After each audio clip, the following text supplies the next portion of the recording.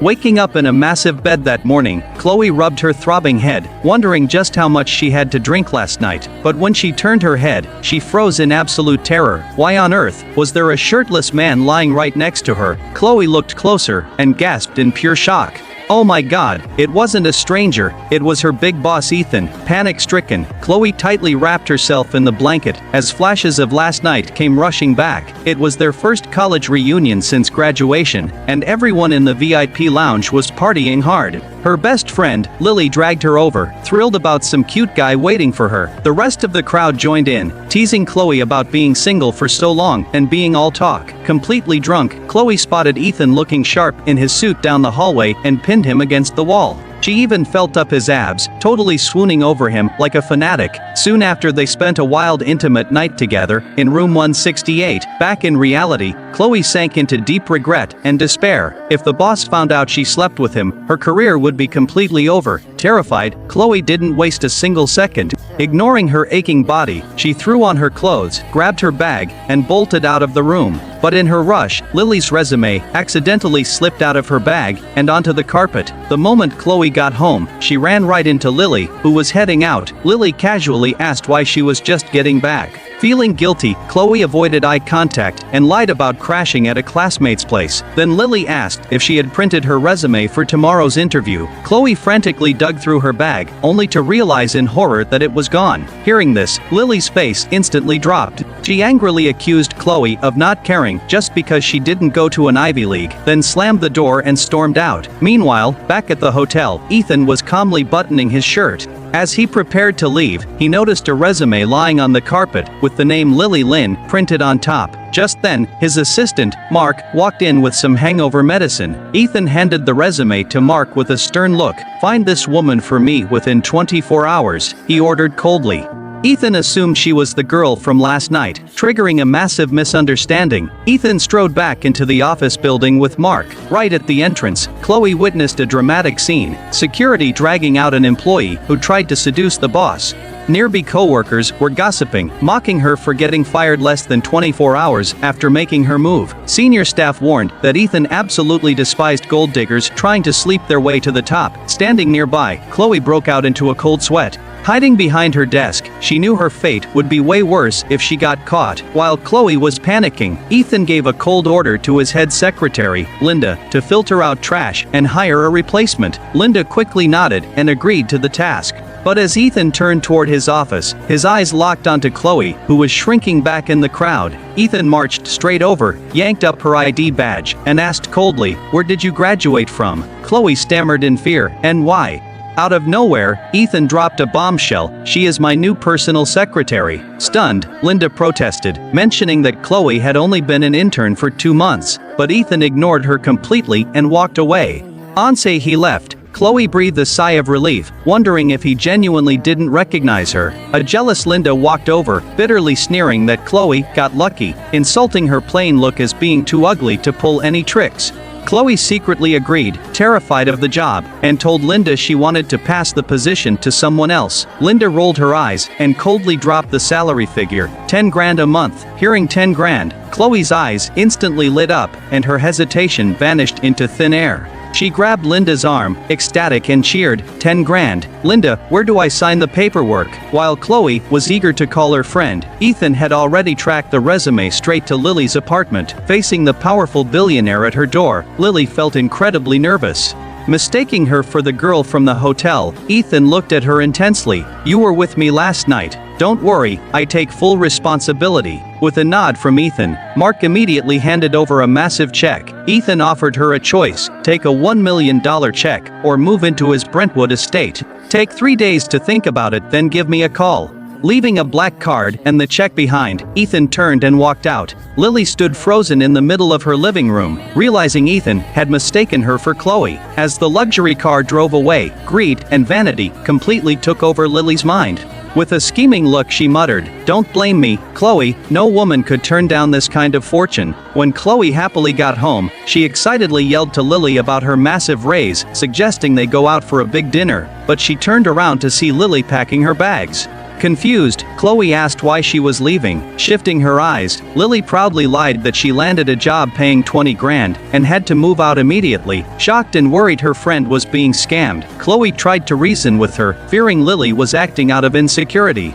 But Lily remained confident, insisting it was legit, and telling Chloe she should just be happy for her. As Lily grabbed her luggage to leave, Chloe noticed a black business card on the floor bearing Ethan's name. Before Chloe could get a closer look, Lily panicked, snatched it away claiming it was a client's, and rushed out. Lily officially moved into the ultra-luxurious Brentwood estate. Upon arrival, the butler and maids bowed deeply, welcoming her warmly. Mark politely reminded her that the second floor was Ethan's private zone and strictly off-limits without permission. Looking around the massive mansion, Lily felt an overwhelming sense of vanity and satisfaction. A few days later, eager to flaunt her wealth, Lily had Mark drive her back to her old Queens apartment in a Maybach to pick up her things. Her neighbor, Mrs. Higgins, gasped at the sight of the luxury car and Lily's designer clothes. Mrs. Higgins immediately showered her with heavy flattery. Suppressing her smugness, Lily proudly boasted that the chauffeur was just her boyfriend's assistant. Mrs. Higgins kissed up even harder, praising Lily for hitting the jackpot and making it big. That evening, Mrs. Higgins ran into Chloe coming home from work. She immediately stopped Chloe to gossip about Lily landing a filthy rich boyfriend and moving out in a luxury car. Confused, Chloe questioned it, but the old lady swore she saw Lily get into that luxury ride with her own eyes. Still skeptical, Chloe asked if she happened to catch the license plate. "I sure did," the lady claimed proudly. The license plate had lucky 8s all over it. Hearing that, Chloe stood completely frozen in shock. Her mind instantly flashed to Ethan's signature ride, sparking an ominous realization. Why would Lily hide this? Could it be Ethan? The next morning, Chloe was so distracted by the plate number that she ran late on her very first day as a secretary. Linda crossed her arms and rained down on her right in the middle of the office for being irresponsible. Chloe defensively noted it was only 9:50 and the official start time was 10 o'clock. Linda sneered, snapping that the secretarial team was required to arrive 30 minutes early, and told her to expect a write-up from HR. She slammed a heavy stack of documents into Chloe's arms, ordering her to get them to the 9th floor conference room in 2 minutes. Staring at the impossible mountain of files, Chloe panicked and started sprinting down the hallway. Panting as she reached the elevator, she desperately yelled for them to hold the door, but she tripped over her own feet, wiping out hard right as the doors opened, scattering papers everywhere. Looking up in absolute humiliation, she saw Ethan standing inside, staring down at her with a powerful icy glare. Swallowing her pride, she awkwardly scrambled to her feet and greeted him. As the elevator rose, the cramped silent space felt suffocating under his intense pressure. Chloe froze completely, barely daring to breathe. Ethan looked her up and down, tossing out a series of cutting, arrogant remarks about her plain appearance and motives, while Chloe kept her head down meekly. She was cursing him out like crazy in her mind. She fumed internally. "You narcissistic jerk, I don't see you as a man at all, just a walking bank account with a title." Meanwhile, multiple plot lines continued to unfold across the company. Mark informed Ethan that Lily was still having trouble adjusting to the estate. Hearing this, Ethan frowned slightly and decided to head over and check on her that evening. At the same time, Chloe was stuck miserably pulling overtime at her computer. Her phone lit up with a text from Lily, asking if she was free to grab dinner. Flooded with work, she had to reply with a rain check. Meanwhile, Lily was out flaunting Ethan's black card at luxury boutiques, living the life meant for Chloe. As Chloe kept grinding, Linda abruptly ordered her to accompany Ethan to pick out a holiday gift tonight. Chloe hesitated, quietly mentioning she already had personal plans. Linda's face instantly hardened, harshly asking whether her friends were more important than her job. Linda then smugly gossiped that Ethan's girlfriend was moving into the Brentwood estate today and would soon be the lady of the house. She didn't forget to call Chloe clumsy before walking away. The mention of the Brentwood estate struck Chloe like a bolt of lightning, connecting it to the neighbor's gossip. The puzzle pieces clicked perfectly. Lily had stolen her identity. With a whirlwind of shock and anger, Chloe walked down to the underground parking garage, staring at the luxurious Maybach. Her mind was a total mess. She fumed over how this rich jerk could cheat and managed to mistake his own mystery girl. Taking a deep breath to calm her nerves, she climbed into the driver's seat. Ethan's cold voice boomed from the back seat, telling her to shut up and just drive. Though full of rage, Chloe swallowed her pride for the 10 grand salary, shut her mouth, and started the car. With a fake friend taking credit and the CEO keeping the real girl by his side, this chaotic game of identity was just getting started. Later that night, Ethan sat in the back with a face darker than the night sky. Mark urgently reported that a major error had been found in the launch proposal. Ethan frowned, asking coldly who was responsible for it. Finding out it was Chloe's work, Ethan issued a flat command to have her redo it immediately. Mark quickly dialed Chloe's number. Chloe was actually in another car with Hank at the moment. Hearing that Ethan wanted her right away, Chloe hesitated, explaining it was hard to get an Uber where she was.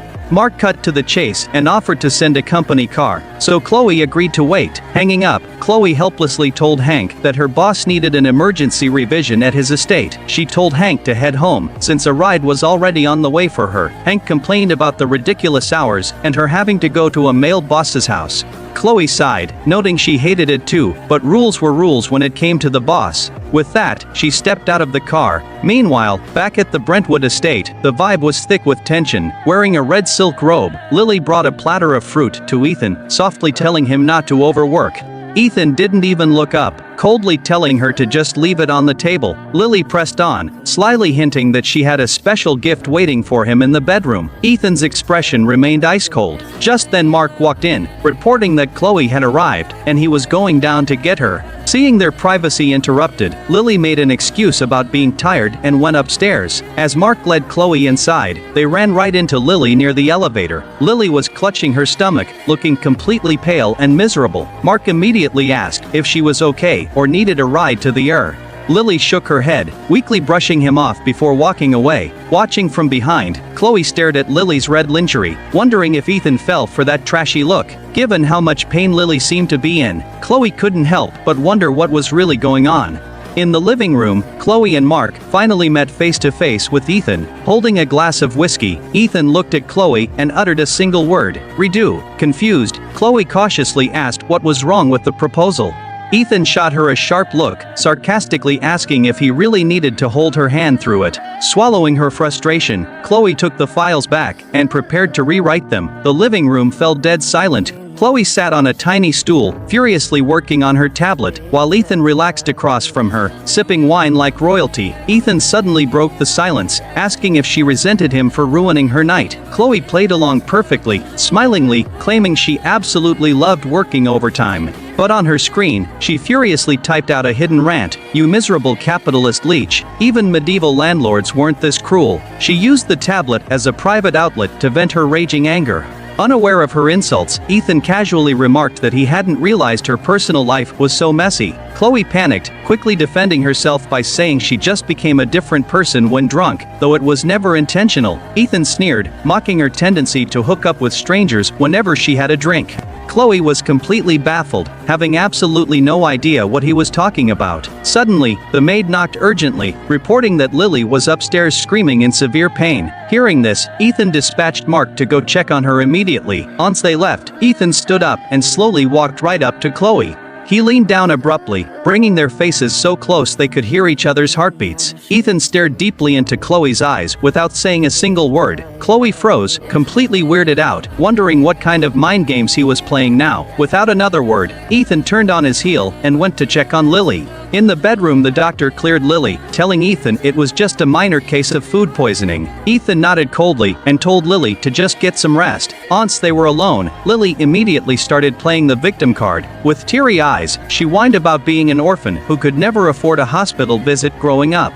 She sobbed, claiming this was the first time anyone had ever genuinely cared about her. Getting emotional, Lily suddenly lunged out of bed and threw her arms around Ethan. She begged him through tears to stay the night and comfort her. However, Ethan felt absolutely nothing, remaining completely detached. He pushed her off without a shred of hesitation. Lily stared in disbelief, crying out over why he was rejecting her after taking her virginity and moving her into his mansion. Ethan stood over her, coldly repeating that he had already promised to compensate her. He told Lily that she could stay at the estate or pack her things and leave. He tossed a $1 million check onto the bed, warning her to take the money and never get greedy. Ethan walked out as the butler informed him that Chloe had already left for the night. Left alone, Lily glared intensely at the check, her eyes filled with toxic resentment. She spat Chloe's name through her teeth, swearing she would never let her steal Ethan away. The next day, the corporate air remained thick with tension. The female manager praised Chloe's cleverness while presenting the revised proposal to Ethan. After reviewing it, Ethan instructed the manager to send Chloe into his office. When notified, Chloe groaned internally, cursing Ethan for summoning her for the third time today like a total stalker. Chloe finally left his office and headed toward the break room. Meanwhile, Lily, rocking a flashy pink blazer, was walking down the hallway with Linda. Lily whispered venom into Linda's ear, questioning how a trashy girl like Chloe could ever replace her. The two soon retreated to a nearby cafe to plot their next move. Linda vented her frustration, angry that a newcomer already knew all of Ethan's personal preferences. Seeing Linda take the bait, Lily immediately fanned the flames. She falsely claimed Chloe used an innocent act to get close to Ethan, even using overtime as an excuse to seduce him at his mansion. With Lily spinning such vivid lies, Linda gritted her teeth, swearing to kick Chloe out of the company for good. Proud of her successful manipulation, Lily smiled darkly, promising to back Linda up completely. On the night of the massive product launch, the venue was spectacularly lavish. Ethan arrived at the gala with Chloe, who was fully dressed up for the occasion. Rival CEO Chase spotted them and immediately teased Ethan about finally bringing a date. Ethan cut him off quickly, clarifying that Chloe was strictly his secretary. Chase looked Chloe up and down, scoffing at how plain and ordinary she looked.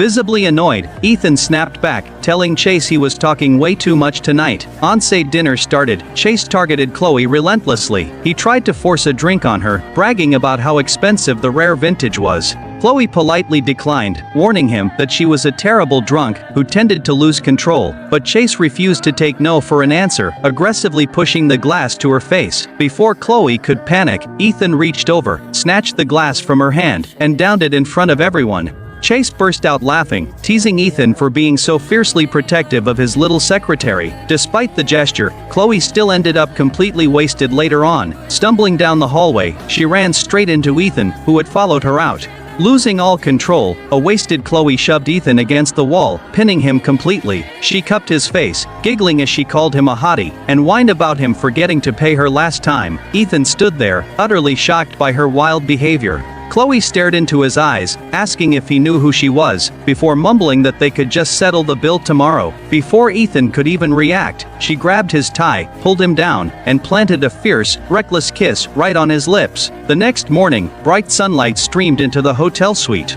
Chloe woke up groggy, but the moment she noticed she was wearing a hotel bathrobe, she bolted wide awake in pure panic. To make matters worse, the bathroom door opened, and Ethan walked out half naked, with just a towel around his waist. Horrified, Chloe clutched her robe and stammered out apologies, begging him to blame it entirely on the alcohol. Ethan approached the bed with a dark expression, gripped her chin, and coldly asked if she had amnesia again. Chloe's heart nearly jumped out of her chest. Ethan stared at her for a beat before coldly ordering her to get dressed so they wouldn't miss the launch event. Chloe returned to the office completely rattled, but gossip spreads fast. Girls in the break room were already whispering about seeing her get out of Ethan's car that morning. Overhearing the rumors from outside, a burning wave of jealousy consumed Linda completely. She marched away and called Lily, promising to ruin Chloe at the presentation and telling her to just sit back and watch. Backstage at the launch event, the chaos was in full swing as everyone prepped. As Linda sat at the vanity, Chloe politely delivered some takeout food as requested. Linda acted sweet, but the moment Chloe turned her back, a malicious smile crept onto her face as she prepared her trap. The lights dimmed and the music swelled, marking the official start of the Lie Group's product launch. The crowd was packed with high society, with Ethan and Chase taking their spots in the front row. Suddenly, the spotlights hit the stage as a breathtaking woman in a gold haute couture gown glided out. Chase leaned forward, completely captivated by her stunning appearance.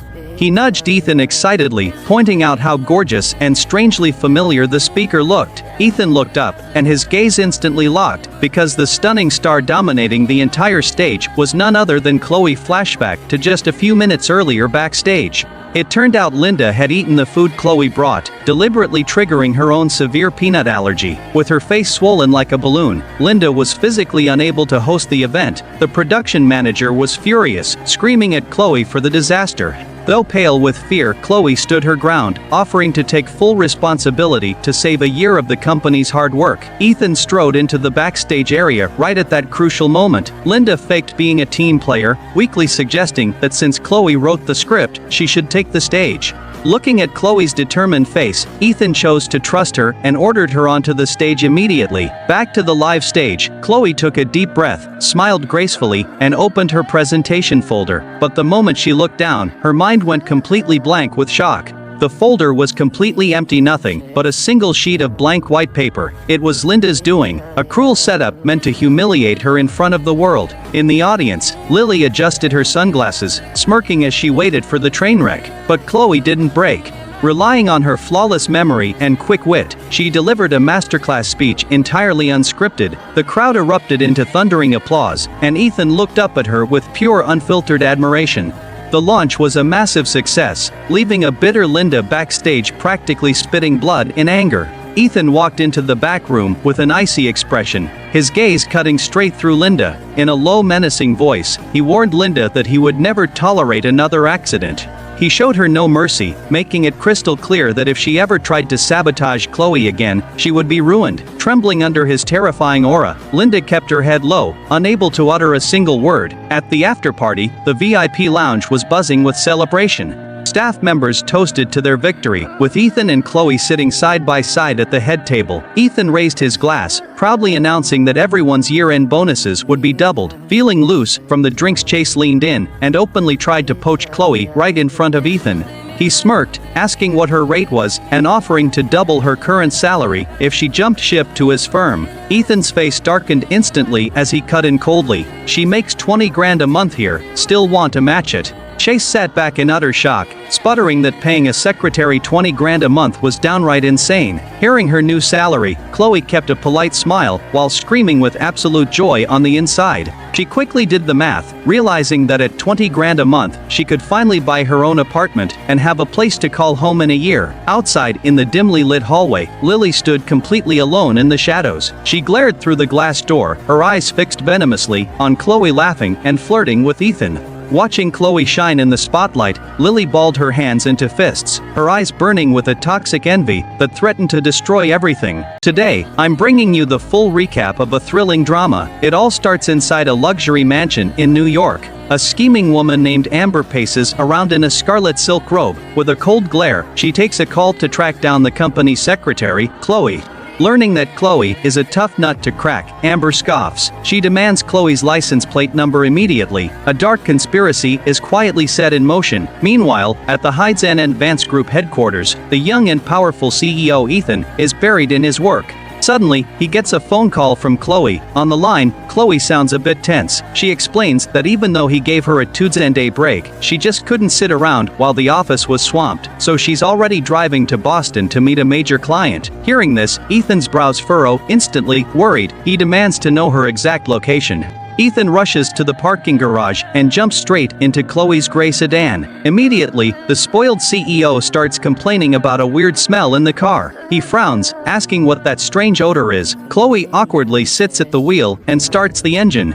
But since she rarely drives a manual transmission car, the moment she shifts gears, the car jerks forward violently. It almost makes Ethan lose his balance. Ethan's face turns completely dark. He glares at the panicked Chloe for a long moment. Then, he coldly drops two words, "Get out." The two quickly swap seats, and the Hyde and Zan mighty CEO becomes her personal driver. Once on the highway, Ethan hits the gas and speeds down the road. Sitting in the passenger seat, Chloe turns to him guiltily. She says he didn't need to waste his precious time on this trip. She could have handled the client completely on her own. Ethan just plays dumb and ignores her, but soon, the high-speed and bumpy mountain roads take a toll. Chloe, who suffers from a chronic stomach condition, turns pale. She tightly covers her mouth in pure agony. She asks if he has a bag because she's about to throw up. Seeing this, Ethan speeds up while anxiously telling her to hold on. He says a rest stop is just a mile away, but Chloe clutches her seatbelt, whispering that she can't make it. The car screeches to a halt at the rest stop. Chloe flings the door open and starts throwing up by the roadside. Ethan looks at her, his eyes filled with pure heartbreak. He steps up and gently rubs her back with his large hand, then he unscrews a water bottle and hands it to her. His voice is stern, but dripping with deep concern. He scolds her, saying she needs to take better care of her health. He promises to take her to a top specialist the moment they get back. In the middle of this sweet moment, a little girl walks up with some tissues. She sweetly says, "Here you go, beautiful lady." But then she turns to Ethan and asks, "Does this old mister need one too?" This completely triggers the powerful billionaire. He childishly asks the girl why she called Chloe sister, but called him Mr. The girl shrugs innocently, saying it is because he looks old. With that, she runs right back to her dad. Chloe can't help but burst into a beautiful laugh. Ethan turns his gaze toward her, his eyes growing intense. He asks Chloe if she really loves kids. Chloe looks at the children and smiles, saying babies are too cute to resist. After recovering, they sit side by side on a bench to rest. Taking a chance, Chloe tests the waters and asks if he likes kids. Suddenly, Ethan switches right back into his cold, ruthless corporate mindset. He coldly states that children are the worst investment in the world. You pour decades of effort into them, only to get zero financial return. Horrified by his cold words, Chloe fires back. She says no real parents view their own children as a business transaction. But Ethan's next words hit Chloe like a bucket of freezing water. With a grim expression, Ethan spells it out clearly. The Vance Group will never recognize an illegitimate child born out of wedlock. These words strike Chloe like lightning, as she is secretly pregnant with his child. Her face goes completely pale as she lowers her head. A wave of overwhelming grief and pain crashes over her. Back in the car, Ethan senses the heavy silence in the air. He glances over at the completely silent Chloe. He suspiciously asks if she's throwing a tantrum. Chloe takes a deep breath and forces a fake smile. She scoffs, saying she's just a secretary and wouldn't dare be mad at the boss. After all, he is the one paying her bills. But little did they know, a deadly disaster was right in front of them. Frustrated by her cold attitude, Ethan grows agitated. His foot presses harder on the gas, speeding up dangerously. Suddenly, Chloe spots a bright red light at the intersection ahead. Terrified, she screams at the top of her lungs, "Ethan, red light!" But the brakes failed completely, and the car doesn't slow down at all. The car flies right through the red lights, dodging heavy traffic. Chloe clutches the handle, crying out that she doesn't want to die today. Just as a massive semi-Zan truck comes barreling straight toward them, Chloe closes her eyes and screams out her deepest secret with all her might, "I'm pregnant with your baby." But it is too late. With a deafening screech, the cars collide violently. Thick smoke billows from the wreckage after the brutal impact. Their sedan is wrapped tightly around a massive tree. Covered in blood, Chloe slowly wakes up from the blackout. Fighting the agonizing pain, she looks over at the driver's seat. Ethan is bleeding heavily from his head, completely unresponsive. Panic completely takes over her entire body. She kicks her door open and drags Ethan's heavy body out of the wreck. She cradles his bloody body in her arms, sobbing uncontrollably. With trembling hands, she speeds and dials Joe Yao Yao. She screams hysterically into the phone. There is a horrific crash en route Joe W. He is not breathing, New York. Hurry! She cups his cold face, her heart breaking into a million pieces. Ethan, stay with me. Please, our baby needs a father. Wake up, I'll never push you away again. Just please live. Soon, the ambulance rushes them straight to Manhattan General Hospital. Outside the OR, the glaring red, in surgery sign, crushes her spirit. She stands frozen in the hallway, her hands covered in his fresh blood. Her entire body shivers violently from pure shock and terror. Finally, a doctor steps out with a grim expression on his face. He tells her the trauma is severe, and she needs to prepare for the worst. Hearing this, Chloe feels her entire world crumble into darkness. Suddenly, the double doors swing open once more. A nurse rolls out a gurney carrying a body covered in a white sheet. Chloe completely loses her mind, throwing herself onto the cold body. She wails in agony, her tears soaking through the white fabric. She begs him to wake up, crying out about what she and the baby will do without him. But right in the middle of her heartbreaking breakdown, a weak but familiar voice behind her suddenly calls out, "Chloe." Chloe freezes instantly, her crying stopping dead in its tracks. She slowly turns around, wide-eyed with total shock. The real Ethan is standing there alive, with just a small bandage on his forehead. Looking at her tear-stained face, a gentle smile forms on his lips. He softly murmurs, "Thanks to you, I made it." It turns out the casualty was someone else. Ethan only had a minor concussion. Relieved, Chloe lets out a tearful, happy laugh. Forgetting all professional boundaries, she throws her arms tightly around him. The two survivors hold each other tightly in the quiet hallway. After a moment, Ethan gently pulls back to look at her, staring into her swollen eyes. He teases her with a smirk. He mentions she cried so hard she confessed everything. He asks if he really matters that much to her heart. Chloe suddenly snaps back to reality and panics. She immediately hides her vulnerability and puts her walls back up. She lies, saying she was just worried the board would blame her for his death. She claims she just didn't want her career to be ruined. Looking at her stubborn but adorable face, Ethan smiles softly and shakes his head. He murmurs that her heart is way softer than her words. He tells her to get some rest while he takes a call from his assistant. His assistant reports that the hotel surveillance from that night was wiped. There is no digital trail left, which makes Ethan deeply suspicious. Meanwhile, the scene cuts back to the luxury estate. The wicked Amber is relaxing with a face mask on her couch. Her maid notices her great mood and remarks on her excellent appetite. Amber smiles smugly at her reflection in the vanity mirror. She brags that she just got rid of her biggest problem today. Suddenly, her phone rings loudly, cutting her celebration short. Listening to the report from her minion, her smug smile freezes instantly. She nearly jumps out of her skin in sheer shock. Learning that Ethan survived the crash, Amber panics completely. Throwing on a purple coat and oversized sunglasses, she rushes to the hospital. The moment she sees Chloe, she fakes a look of pure relief and sisterly love. Amber grabs Chloe's hands, squeezing out crocodile tears. She brings up how she allegedly saved Chloe from that house fire years ago. She plays the humble victim, begging Chloe for forgiveness. She even brings a thermos of soup she claims she made herself. Handing over the soup, her eyes dart suspiciously to Chloe's stomach. She sighs deeply with fake sympathy, giving her wicked advice. She says being a young single mom will ruin her chances of marrying well, warning her about the cruel gossip. She tells Chloe to just abort the baby. Hearing her supposed best friend tell her to abort, Chloe's eyes turn ice-gen cold. Chloe fiercely rejects the toxic advice without a second thought. She declares that her mind is completely made up. Even if she has to work 3 jobs, she will raise this child alone. She is keeping her baby, no matter what. Realizing Chloe won't back down, Amber quickly fakes a retreat. She forces a smile, saying she can't wait to be the godmother. Then she casually asks about Chloe's relationship with the father. To protect the truth, Chloe lies and says they are deeply in love. She just claims he is traveling for work and they'll meet later.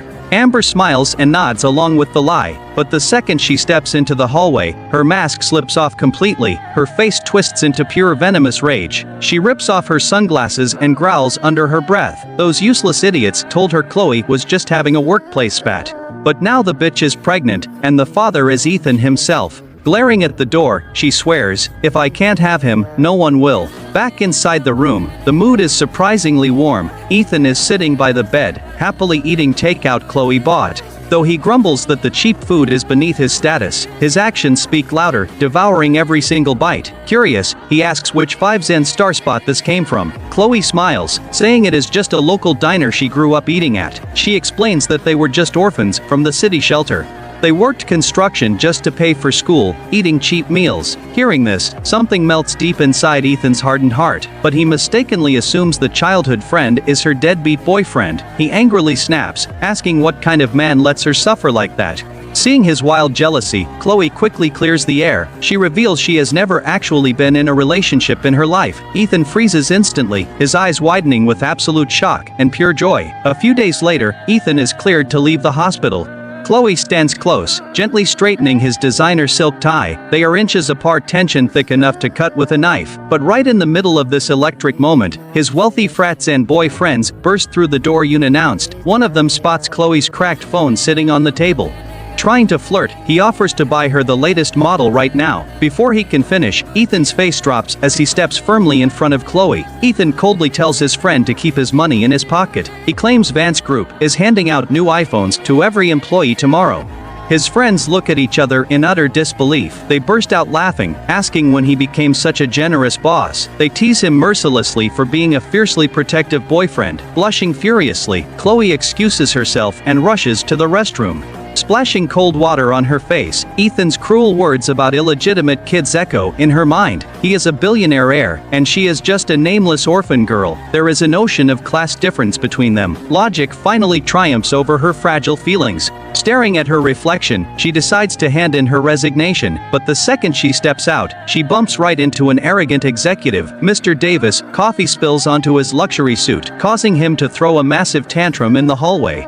He berates Chloe with venomous words, asking if a nobody like her can even afford his dry cleaning. As Chloe keeps her head down, swallowing her pride, and apologizing, Ethan's deep, terrifying voice echoes from down the corridor. With an icy glare, Ethan steps in and takes control of the room. He snaps that the cost of the suit will be billed directly to his personal account. He casts a deadly look across the entire gathering crowd. He warns that anyone whispering about Chloe again will be fired on the spot. Terrified, Mr. Davis scurries away like a frightened rat. But before Ethan can say a word, Chloe looks up with fierce resolve. She calmly tells him that she is officially quitting today. Chloe's sudden departure drives Ethan completely up the wall. To vent his rage, he instantly fires 2 gossiping employees in the lobby.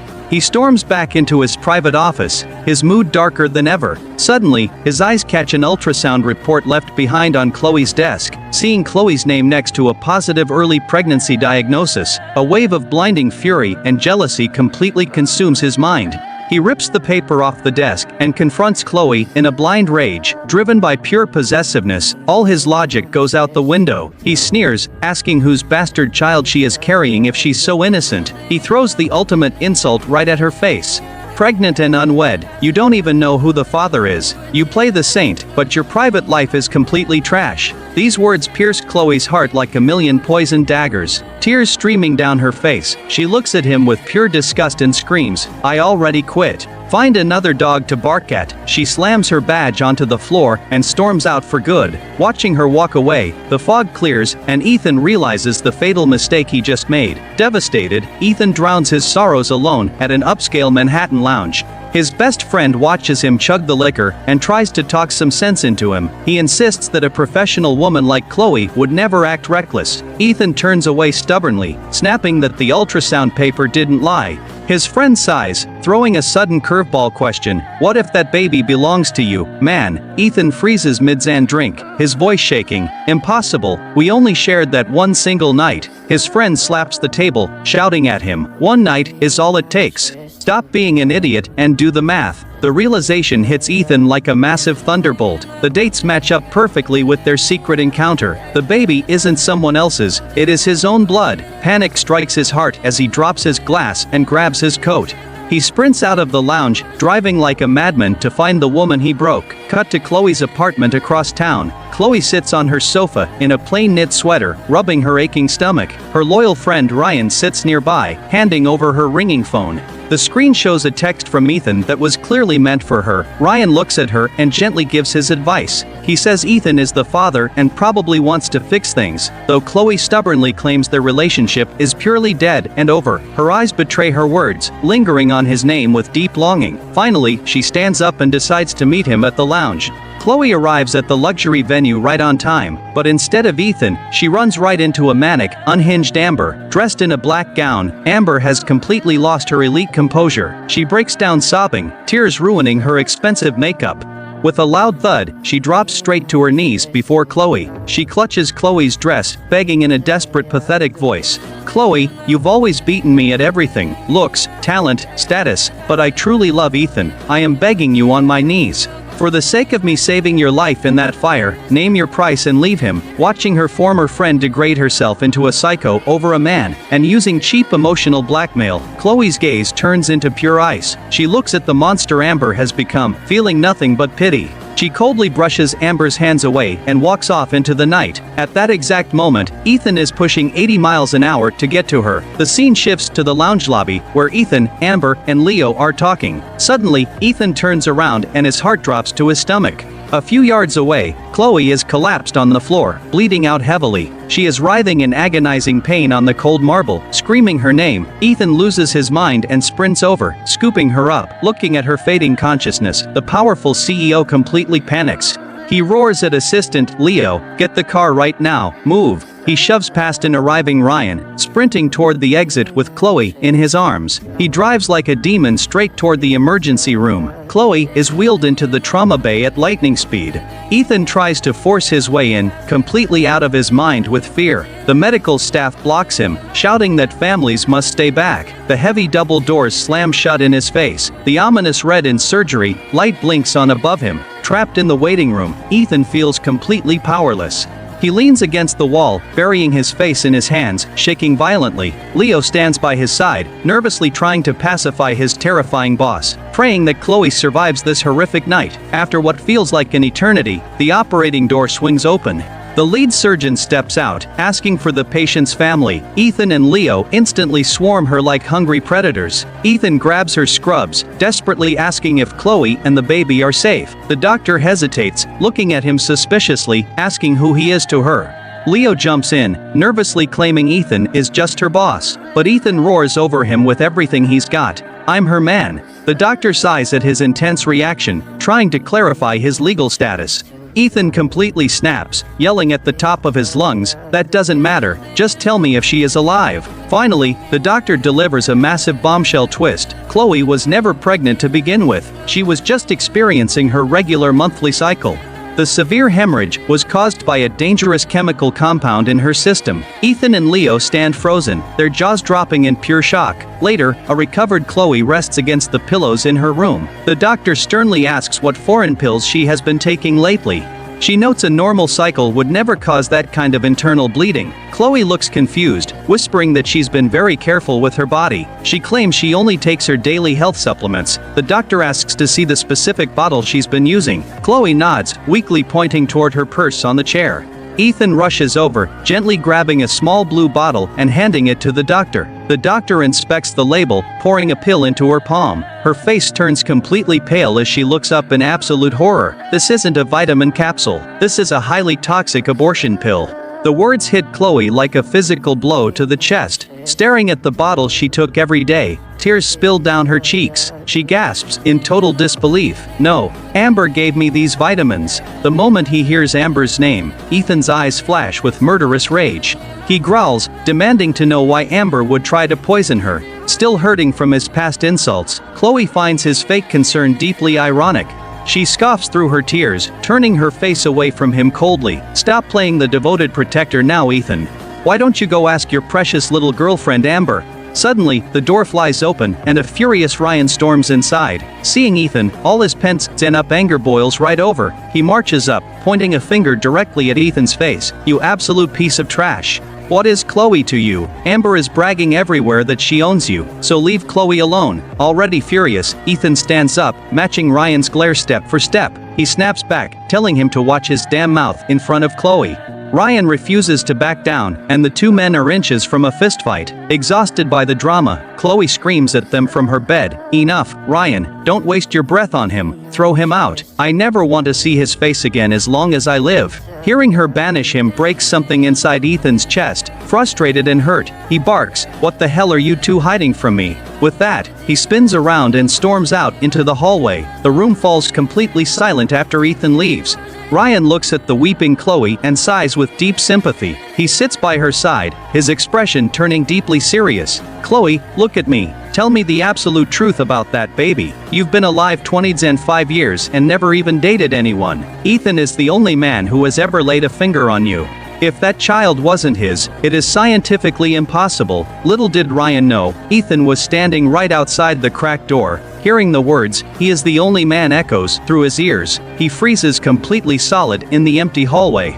He whispers to himself in complete disbelief, "The baby was mine." Regret washes over him so intensely he wants to hit himself. He kicks the door open and charges back into the room like a maniac. He grabs Chloe's shoulders, his eyes bloodshot and voice trembling. "Chloe, you swore to me you never went to the Plaza Hotel that night." Chloe looks at his panicked state, her hot tears flowing freely. She scoffs bitterly. "What difference does it make now, Ethan? Go back to your perfect little high-end society girlfriend, Amber."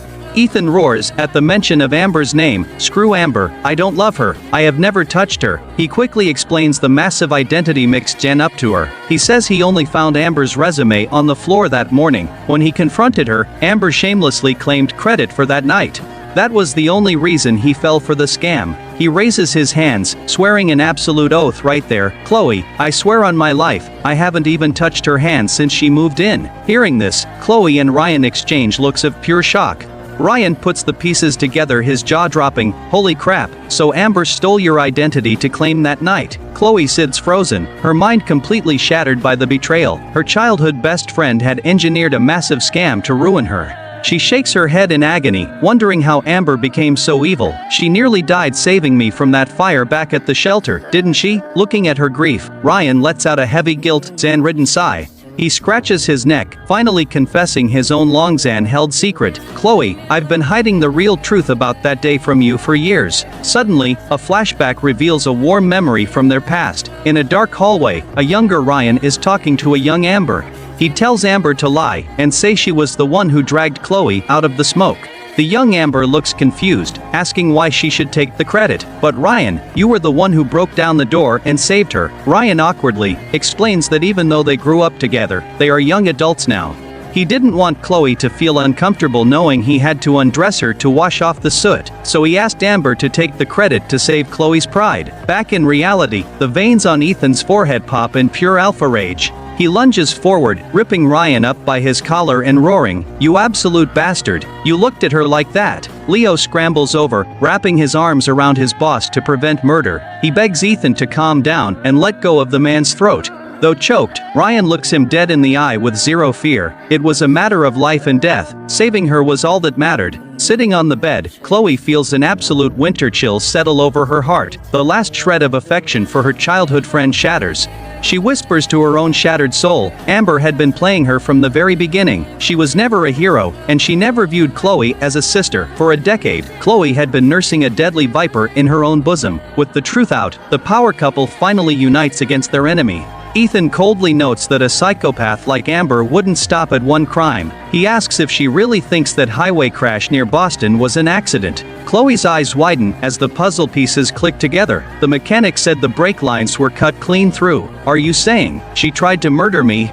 Ethan nods with absolute chilling certainty, but Chloe questions how it is logistically possible. Amber doesn't work for Vance Group. How did she know my schedule? How did she know exactly which rental car I took?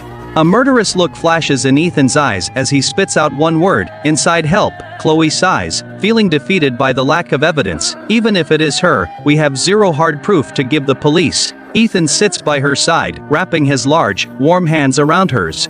His eyes are filled with unshakable resolve as he promises, "Rest easy, my sweet girl, don't worry about a thing. I am going to handle this personally." Chloe looks at him, sensing the dark power vibrating off his body. Ethan leans in, his voice dripping with pure, absolute venom. "She tried to take your life. I am going to destroy hers." Shocked by his raw fury, Chloe catches his arm to talk him down. "Ethan, don't break the law for a piece of trash like her. I have a plan that will lock her away in a federal prison legally, but I need you to play your part in a little theater production first."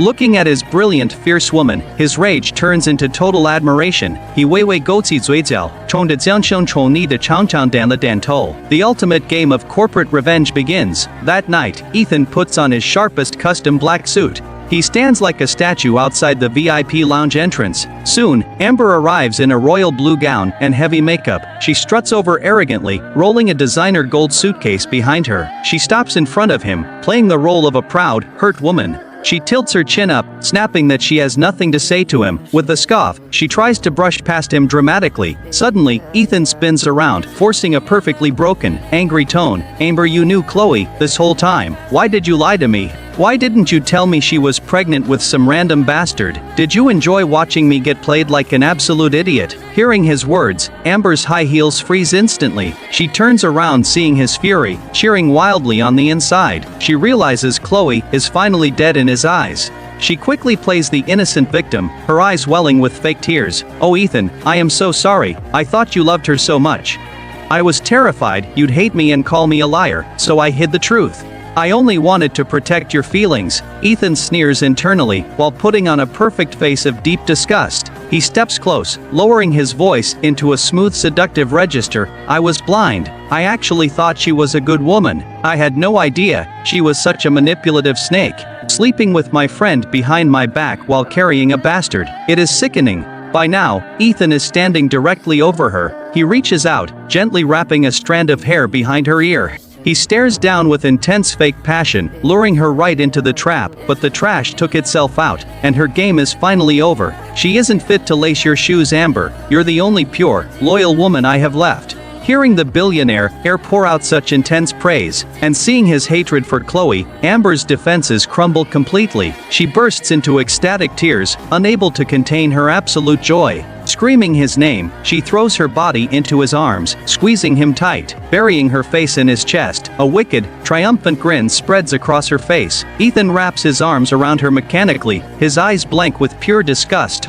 He keeps playing along, whispering sweet poison into her ear. Thank you, Amber. I was blind to your devotion for so long. Let's put the past behind us and start our lives together, okay? Amber nods frantically against his chest. Ethan drops the ultimate piece of golden bait. Since you're going to be the future Mrs. Vance and run this empire, you need to start learning how we manage the corporate business. Tomorrow, Leo will set you up as a vice president so you can take charge. That way, you can stand by my side as a true corporate queen. Sound good? Hearing that she is getting a VP title and the keys to the kingdom, Amber feels like she is floating on cloud 9. She looks up, her eyes burning with pure greed and manic excitement. She screams instantly, "Yes, Ethan, a million times yes, I'll do it." Ethan holds her close, a dark, terrifying smile spreading across his lips. He gently pushes her back, keeping his composure effortless. Go get some rest. I have an international board meeting to run. Tomorrow morning, a luxury limousine will pick you up for work. Completely blinded by greed, Amber chirps a sweet goodbye. She turns on her heels, strutting away with her suitcase like a queen, watching her walk away like she just conquered the world. The warmth vanishes from Ethan's face, leaving his eyes dead and lethal. The next morning, the Vance Group office is buzzing with toxic workplace rumors. Chloe walks in wearing a tailored lavender shirt and a sleek white slit skirt. She carries her files through the corridor with absolute calm dignity. A group of mean girls gathers near the cooler, raising their voices to mock her. Did you hear? A major new executive is taking over today. Word is, she's Ethan's official fiancée and the next Mrs. Vance. Another girl gasps, asking what happened to the secretary he used to spoil. A third girl rolls her eyes, spitting out venomous gossip. Please, she was just a temporary toy. He threw her out like trash. I heard she got pregnant by some random guy. He found out she was a total fraud. She handed in her resignation, but still crawled back today. How shameless.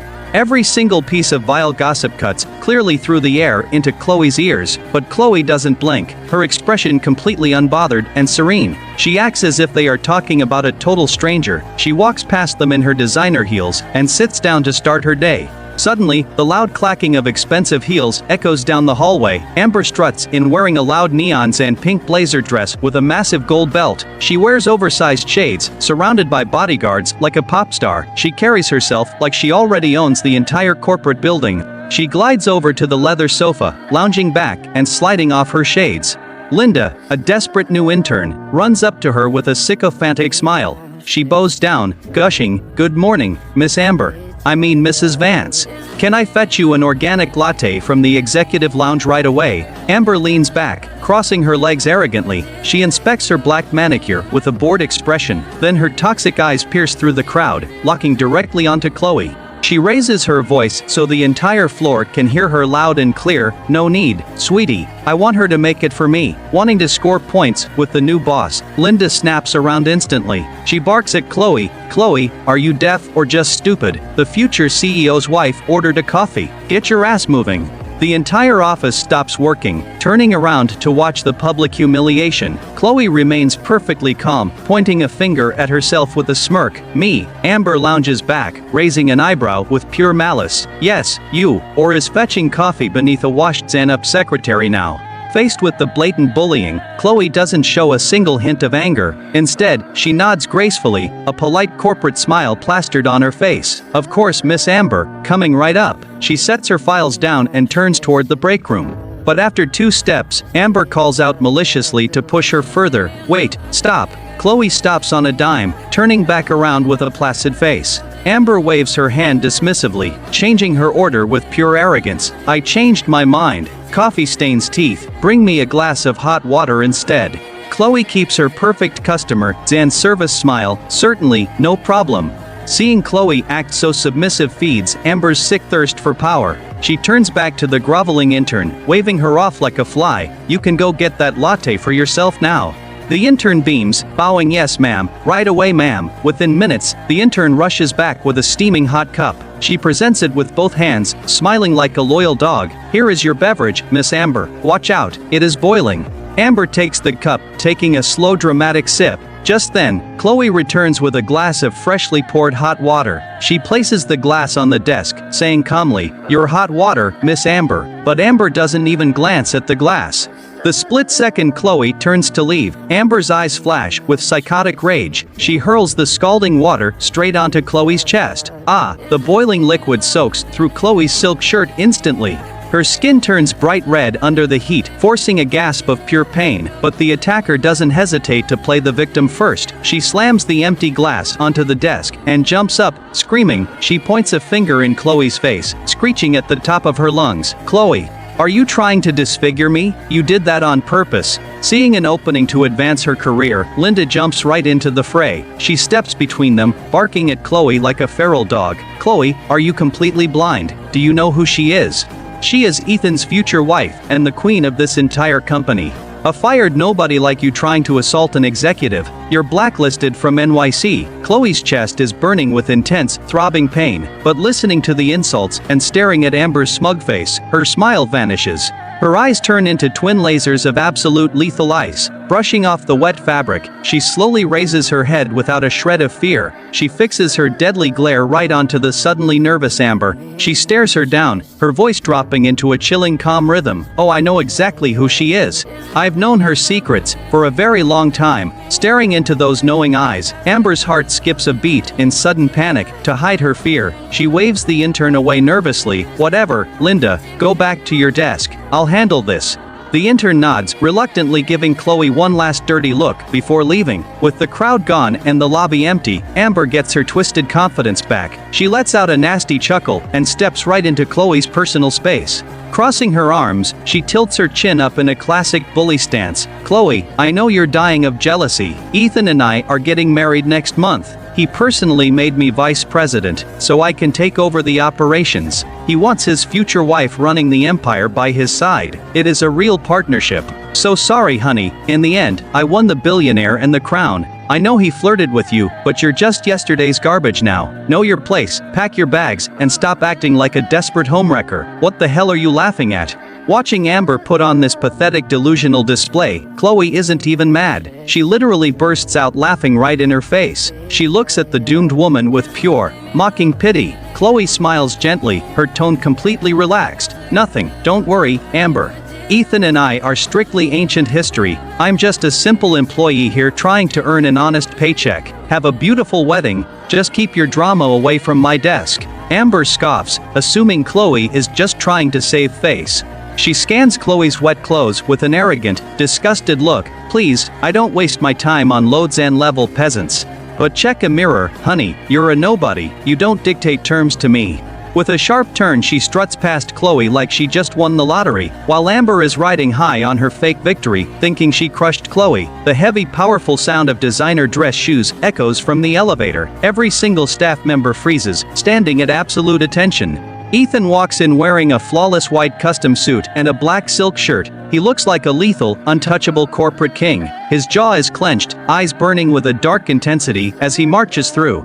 The second Amber sees him, her bitchy face flips into a sweet submissive smile. She runs over with open arms, trying to wrap herself around his bicep, but Ethan doesn't even blink, walking straight past her like she is a ghost. He walks right up to Chloe, who is still dabbing the wet stain on her shirt. His voice booms across the floor, cold, commanding, and professional. "Secretary Chloe, pack your files and get into my office right now." Chloe keeps her head down, perfectly playing along. "Yes, Mr. Vance." She grabs her documents and follows him into the grand executive suite. The massive sound of the heavy mahogany door slamming shuts out the world, leaving Amber and the gossiping employees standing there like absolute statues. The mean girls instantly huddle together, whispering with evil glee, "Oh my god, did you see his face? He looked ready to murder her."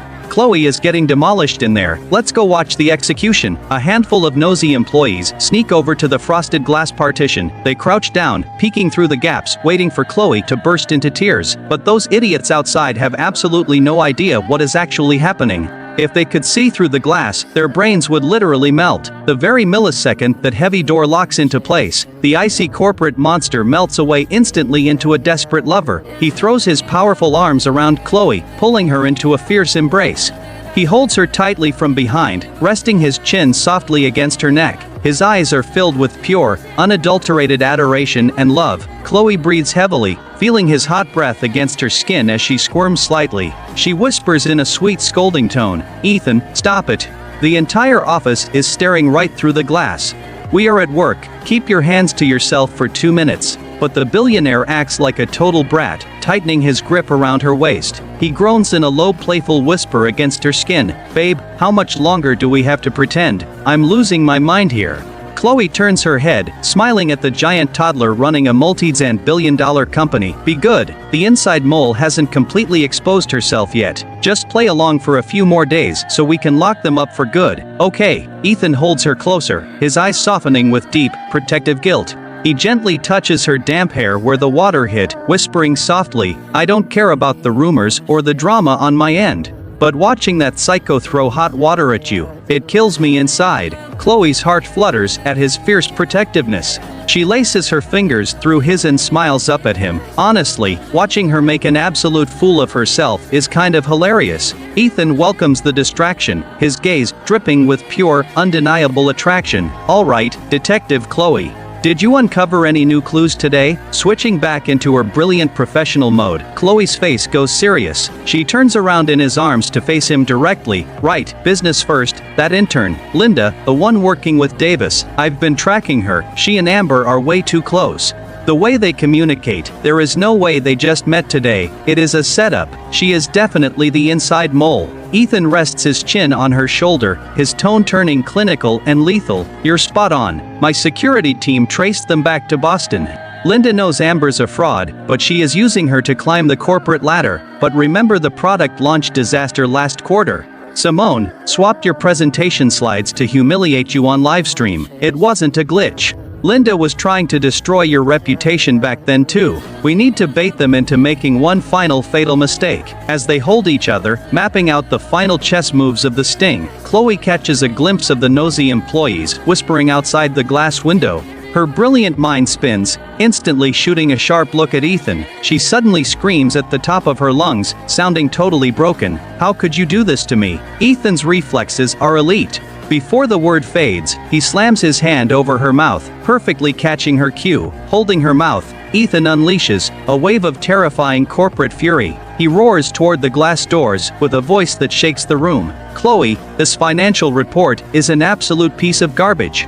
A middle-end school dropout could analyze market data better than this trash. Pack your things, you are officially fired from this company." Chloe whimpers perfectly on cue, making shuffling noises to simulate a struggle. Outside, the nosy employees waiting to see her get destroyed hear the chaos, hearing him slam the desk and shatter a glass cup in a seemingly manic rage. Their faces go completely white with pure terror. They tremble, whispering in a blind panic, "Oh my God, he's never snapped like that before. It is terrifying." Chloe is completely ruined. She'll be blacklisted from the entire industry. Scatter before he comes out and fires us too.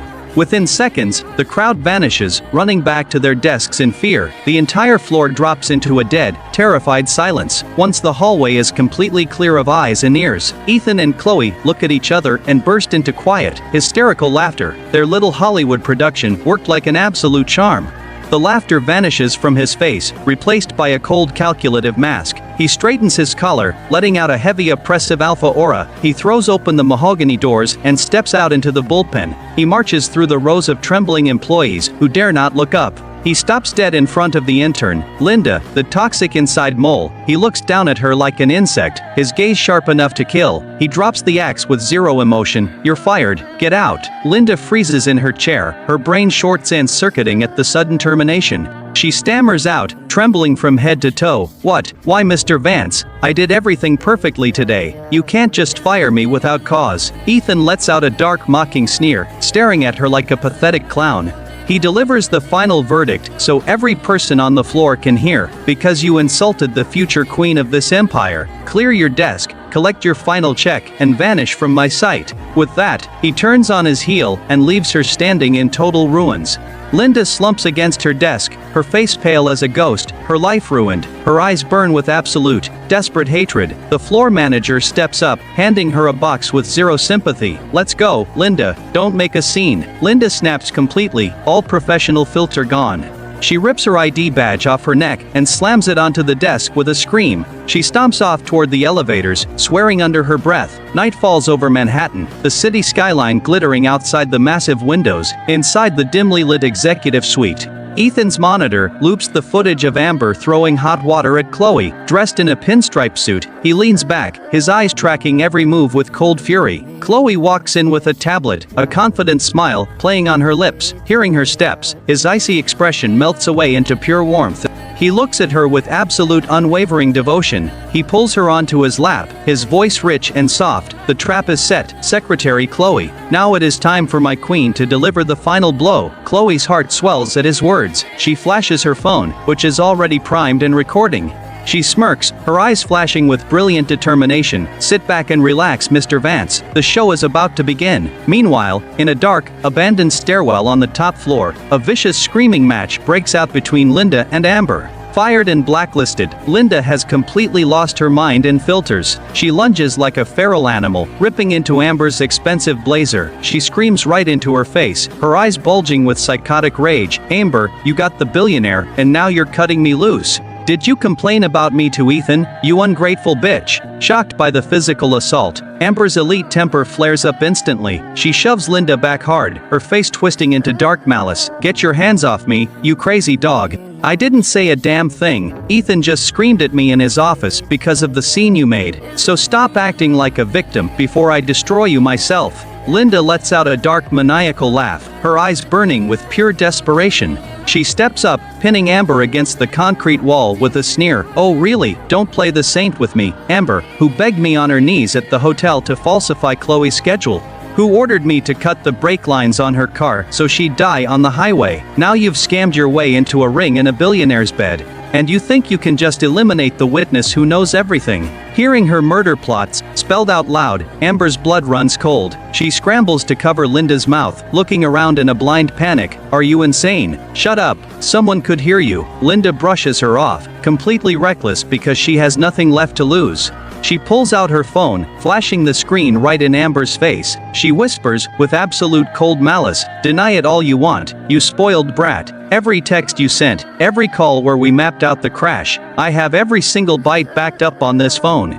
If I go down and get blacklisted in NYC, I am dragging you straight to hell with me. We will share a jail cell, Amber. Try me." Staring at the digital evidence of attempted murder, Amber breaks down inside. She realizes she cannot push this desperate woman over the edge. She forces a deep breath, instantly switching to a sweet fake smile. She grabs Linda's hands, her voice dropping into a desperate purr. "Oh Linda, sweetie, calm down. We are a team, remember? Ethan is just stressed because of Chloe's lies. Let me fix it. Let me talk to him tonight and smooth things over. I'll get you reinstated as a senior director with a massive raise. Just trust me." Linda's expression softens slightly at the promise of money and power. But she jabs a finger right into Amber's nose, threatening fiercely, 20s and 4 hours, "Amber, that is all you get. If my career is dead tomorrow, your billionaire wedding is over." With a smirk, she tucks her phone away and steps out through the heavy fire door. Left alone in the dark stairwell, Amber shakes with pure unadulterated rage. She clenches her fists, her eyes burning with a desperate desire to kill, but she is too blinded by her own panic to notice her surroundings. Right on the other side of the shadow, Chloe is standing silently. She holds her phone high, her camera capturing every single detail in crystal and clear HD, the entire blackmail sequence, the split over their corporate crimes, and the explicit confession of sabotaging her brake lines to kill her. Every single word and psycho expression was caught on video from start to finish. Chloe looks down at the absolute silvered and bullet evidence, a beautiful lethal smile spreading across her lips. Armed with the video that will put Amber away for life, Chloe walks back into the office. She hands the device to Ethan with a triumphant smile. Ethan watches the two snakes confess to attempted murder on tape. His eyes turn into twin voids of absolute, terrifying coldness. He slams the phone onto the desk, his voice echoing like thunder. "They actually tried to take your life. Insane bastards. Chloe, we have them dead to rights. I'm calling the NYPD to throw them in a cage tonight." Chloe walks over, gently placing her hand over his phone to stop him. Ethan looks up confused by her hesitation. Chloe smirks, a brilliant, dominant flash of light in her eyes. She whispers softly, her tone dripping with dramatic flair, "Ethan, letting the cops quietly arrest them in the dark is way too merciful. Amber lives for the spotlight. She craves attention and hides in society, clout more than life itself. As her former best friend, I am going to give her exactly what she wants. Trust me, baby, no one who tried to destroy our future will get away clean. She wants a grand stage. I'll give her the ultimate performance at the annual gala tomorrow." Looking at his brilliant, lethal queen, Ethan's heart melts into pure adoration. He laces his fingers through hers, a proud smirk on his lips. "Oh, it sounds like my future wife has already mapped out the perfect execution." Chloe winks, and the two share a silent, electric look under the city lights. The next evening, the most exclusive event in NYC arrives, the Vance Group annual gala, held at a grand hotel ballroom. The venue is packed with elites and pulsing music. The room is a sea of high fashion, celebrities, and billionaires. Outside the grand gold doors, paparazzi flashes illuminate the red carpet. Amber struts in wearing a custom gown covered in hundreds of thousands of red sequins. She drapes a luxury fur coat over her shoulders like royalty. On her neck shines the stolen $2 million signature diamond necklace. With flawless makeup and stiletto heels, she carries herself like a queen. She glides through the flashing cameras, soaking in the fake praise from the staff. Her entourage of mean girls and assistants follow close behind, gushing over her. "Oh my God, Mrs. Vance, you look absolutely breathtaking tonight. That diamond necklace was literally made for you. No one else could pull it off. Your official engagement announcement tomorrow will break the internet in NYC." Listening to the endless praise, Amber's ego inflates to a dangerous level. She touches the diamonds with a smug, triumphant grin. But right as she stands in the center of the room, waving dramatically to the cameras, the massive gold doors swing open once more to the sound of steady, elegant heels. An absolute hush falls over the room as a breathtaking figure steps into the light. Chloe has completely transformed, her hair styled in a flawless classic updo. She wears a backless silver gown dripping with thousands of hand-stitched diamonds. She looks like a Hollywood icon, radiating pure, unadulterated elegance. Every photographer and executive in the room freezes, completely starstruck. In a split second, every single camera lens snaps away from Amber and locks onto Chloe. The flashes blind the room as waves of gasps and praise echo through the hall. Amber turns around, and seeing Chloe steal her spotlight completely destroys her calm. Her face twists in raw, ugly jealousy, her blood boiling. Forgetting her hides and society act, she stomps over in a blind rage. She blocks Chloe's path, her eyes bulging as she spits venomously. "Chloe, how dare you show your trashy face here? Who invited you?" Faced with her explosive rage, Chloe remains calm as a quiet ocean. She tilts her chin up, a perfect elite smile playing on her lips as she softly asks, "Why so tense, Amber? It is just a party."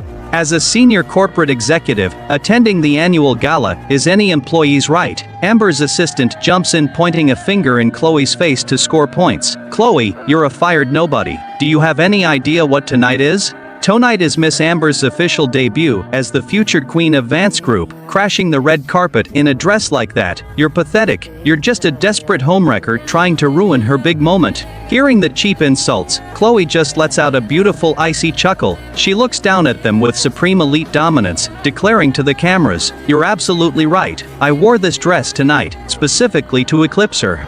Amber shakes with raw, violent fury at her blatant disrespect, but right as she raises her hand to strike Chloe in front of the press, the room erupts into a completely different level of chaos. The main security detail clears a wide path through the ballroom. Ethan enters the hall wearing a flawless custom charcoal 3-piece suit. He carries a glass of wine, looking like a lethal, God's End-like corporate king. The crowd bursts into respectful whispers and cheers as he walks past.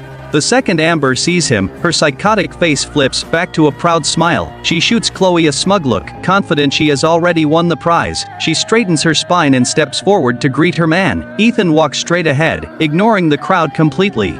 He steps up onto the elevated circular stage in the center of the room. He takes the microphone, facing the wall of flashing cameras and elite guests. His deep, commanding voice echoes beautifully through the sound system. Welcome, members of the press and colleagues, to the Vance Group Gala.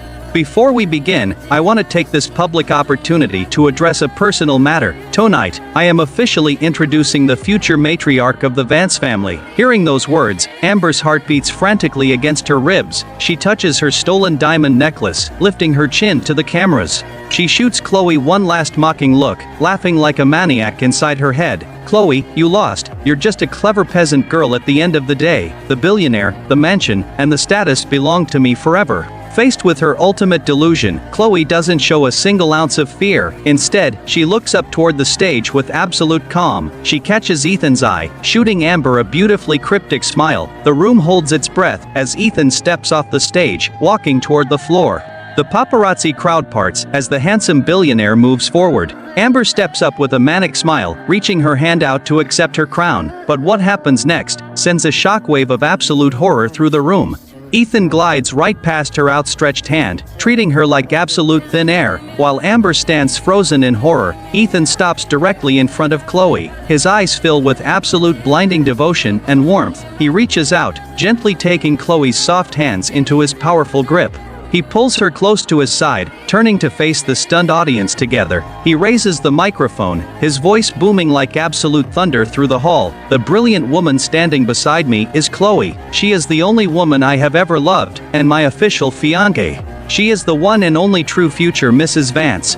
The ballroom erupts into absolute, deafening chaos as 1,000 people gasp.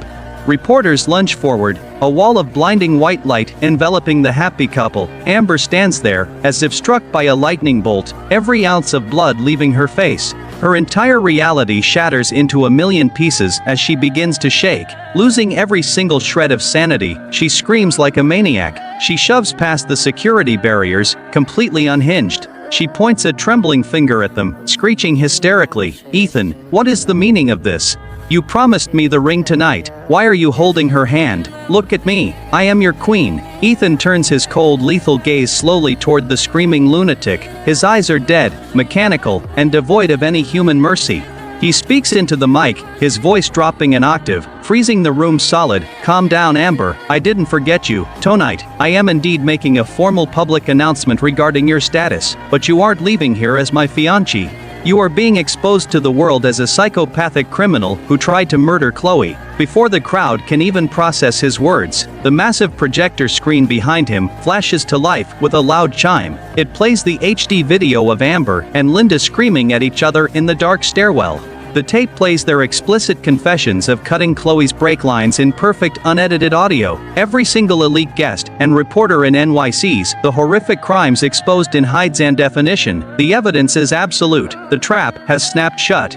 The ballroom turns into an absolute madhouse of outrage. Guests shake their heads in disgust, shouting insults at the stage. A wave of flashbulbs bombards Amber, documenting her ultimate downfall. Staring at her own taped confession, Amber's sanity snaps completely. She tears at her hair, screaming at the top of her lungs like a caged animal, "Turn it off, delete it, stop taking pictures, put the cameras down." She lunges blindly at the reporters, but the wall of flashes swallows her whole. Suddenly, the grand doors are kicked open by federal authority.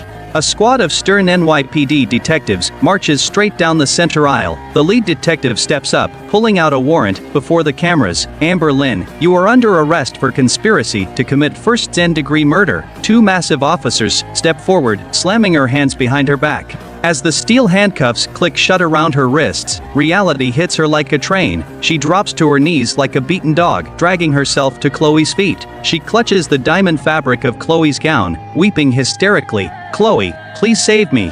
We grew up in the same room, we're sisters. You can't let them put me in a cage for life. Please, speak to Ethan. Tell him it was an accident. I'll leave the city, I'll vanish. Remember the fire. Chloe, I saved your life. Don't betray your hero." Chloe looks down at the pathetic creature using a stolen identity till her final breath. Her eyes remain perfectly cold, empty of any human sympathy. She steps back sharply, ripping her gown away from Amber's toxic touch. She drops the final hammer, her voice cutting through the room. "You never saved me, Amber. It was Ryan who carried me out of that fire. Seeing her entire life's lie completely exposed to the press, Amber goes dead silent. She slumps onto the cold marble, her expensive hair falling wildly over her face. She looks up with a manic, terrifying grin, screaming her final defense, "I did nothing wrong. Do you hear me? Nothing. I just fought for the luxury life I deserved. I played the game to win. You kept me around just to look like a saint next to a peasant.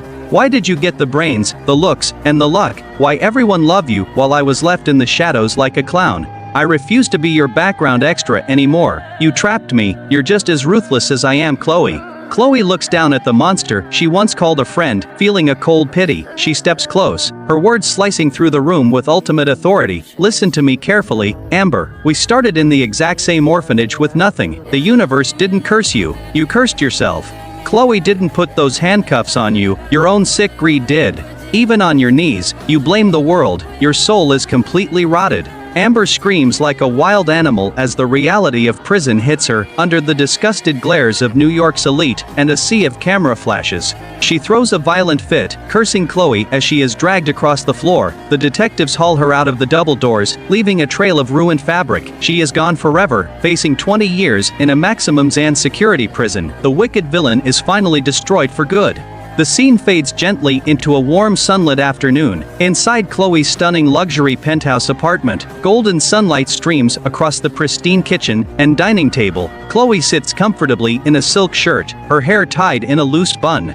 She looks radiant and peaceful, casually typing away on her iPad. And over in the kitchen, the powerful billionaire heir is wearing a funny domestic apron, holding a spatula in his hand. He is happily cooking a gourmet dinner for the woman of his dreams. Chloe watches his back, a beautiful loving smile spreading across her lips. She raises her voice, teasing him playfully. "Ethan, the future Mrs. Vance, requires a honey lemon tea right now. Listen closely, exactly 1 slice of lemon, and precisely 10 grams of honey. And the water temperature must be exactly 60 degrees, not a single digit off." Hearing her ridiculous order, the corporate king chuckles and drops his spatula.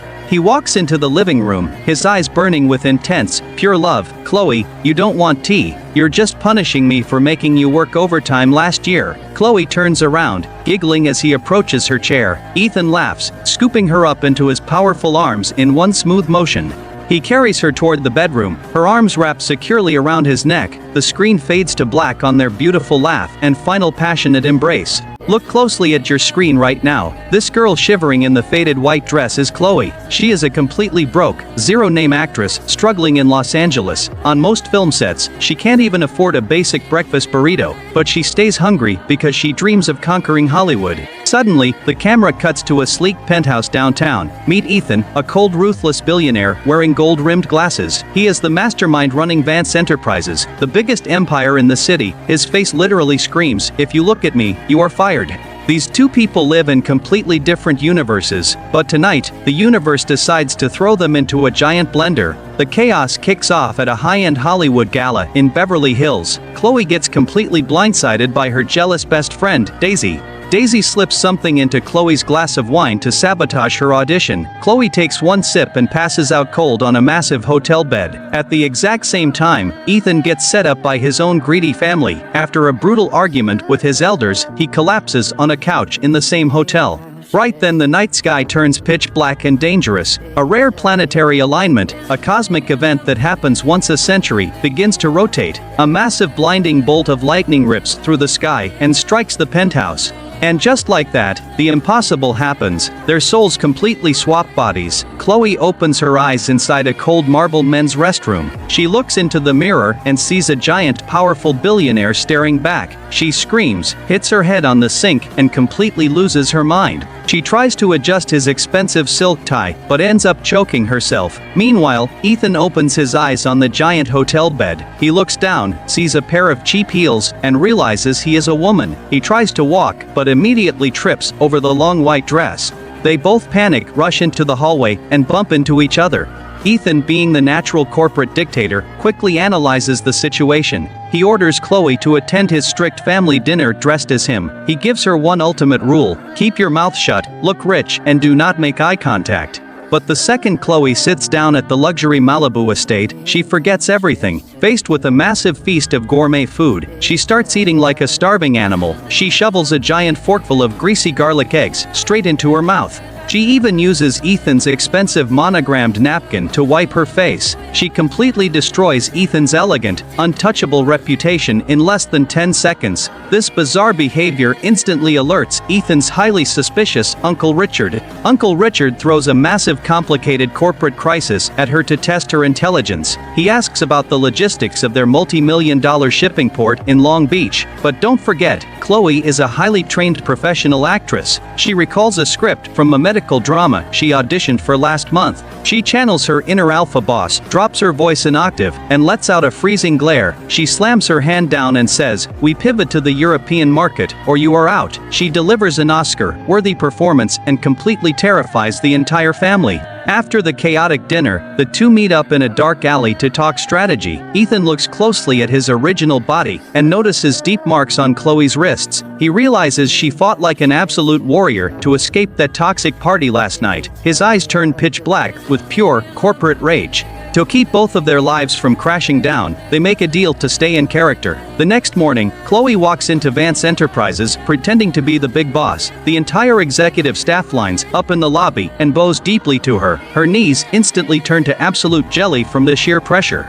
She accidentally hits the emergency fire alarm button with her elbow, looking at a mountain of complex financial spreadsheets. She has zero clue what to do. She crawls under the giant mahogany desk and secretly calls Ethan for a lifeline. Meanwhile, Ethan is busy cleaning up Chloe's messy Hollywood lifestyle. He struts into her talent agency, looking gorgeous but feeling absolutely furious. Her toxic talent manager starts screaming at him for running away from the producer.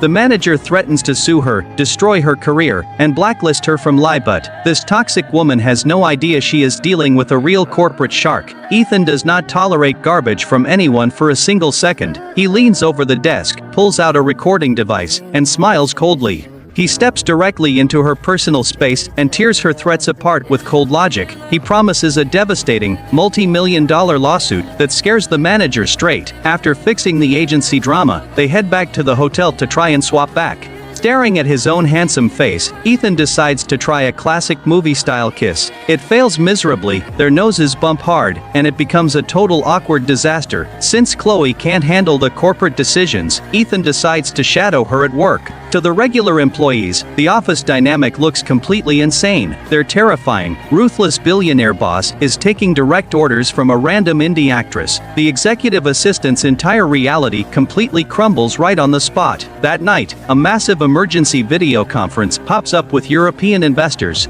Chloe sits in front of the high-def camera, sweating bullets and panicking inside. Luckily, Ethan hides right below the camera's blind spot near her feet. He feeds her every single corporate line through a tiny hidden earpiece. With flawless, telepathic teamwork, they pull off a massive multi-billion-dollar victory. Finally, the brutal, exhausting workday comes to an end. Chloe walks out of the glass tower wearing a bespoke custom-tailored designer suit. Suddenly, she hears a loud, ridiculous honking sound from the curb. It's Ethan, looking absolutely stunning in a dress, but riding a tiny electric scooter. The mighty billionaire is forced to squeeze his giant body onto the back of a toy scooter. They argue and bicker like an old married couple all the way to the slums. They arrive at Chloe's cramped, tiny apartment in Koreatown. Ethan looks at the peeling wallpaper and almost faints from shock.